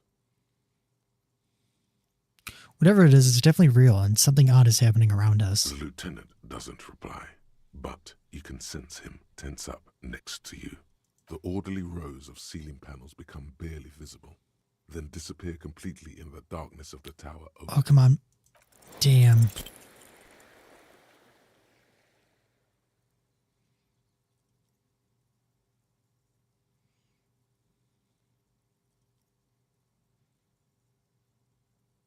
Just darkness without end. It makes your head spin. There's nothing. Officer, what are you looking at? Oh, huh. You see something hanging from the rafters, looking straight at you with dark eyes. Maybe it's possible to talk to it. Well, before we do, I just want to see if there's a way we can get up to the bell tower.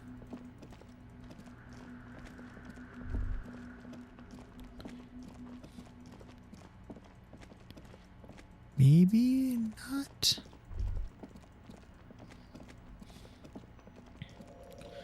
Okay, but seeing as how we have discovered the phantasmal creature in the church, I think this is a great place to stop. Thank you all for stopping by, and we will actually be back tomorrow to continue the game, as it will not be available to stream Thursday. So again, thank you all for stopping by, and have a great rest of your day.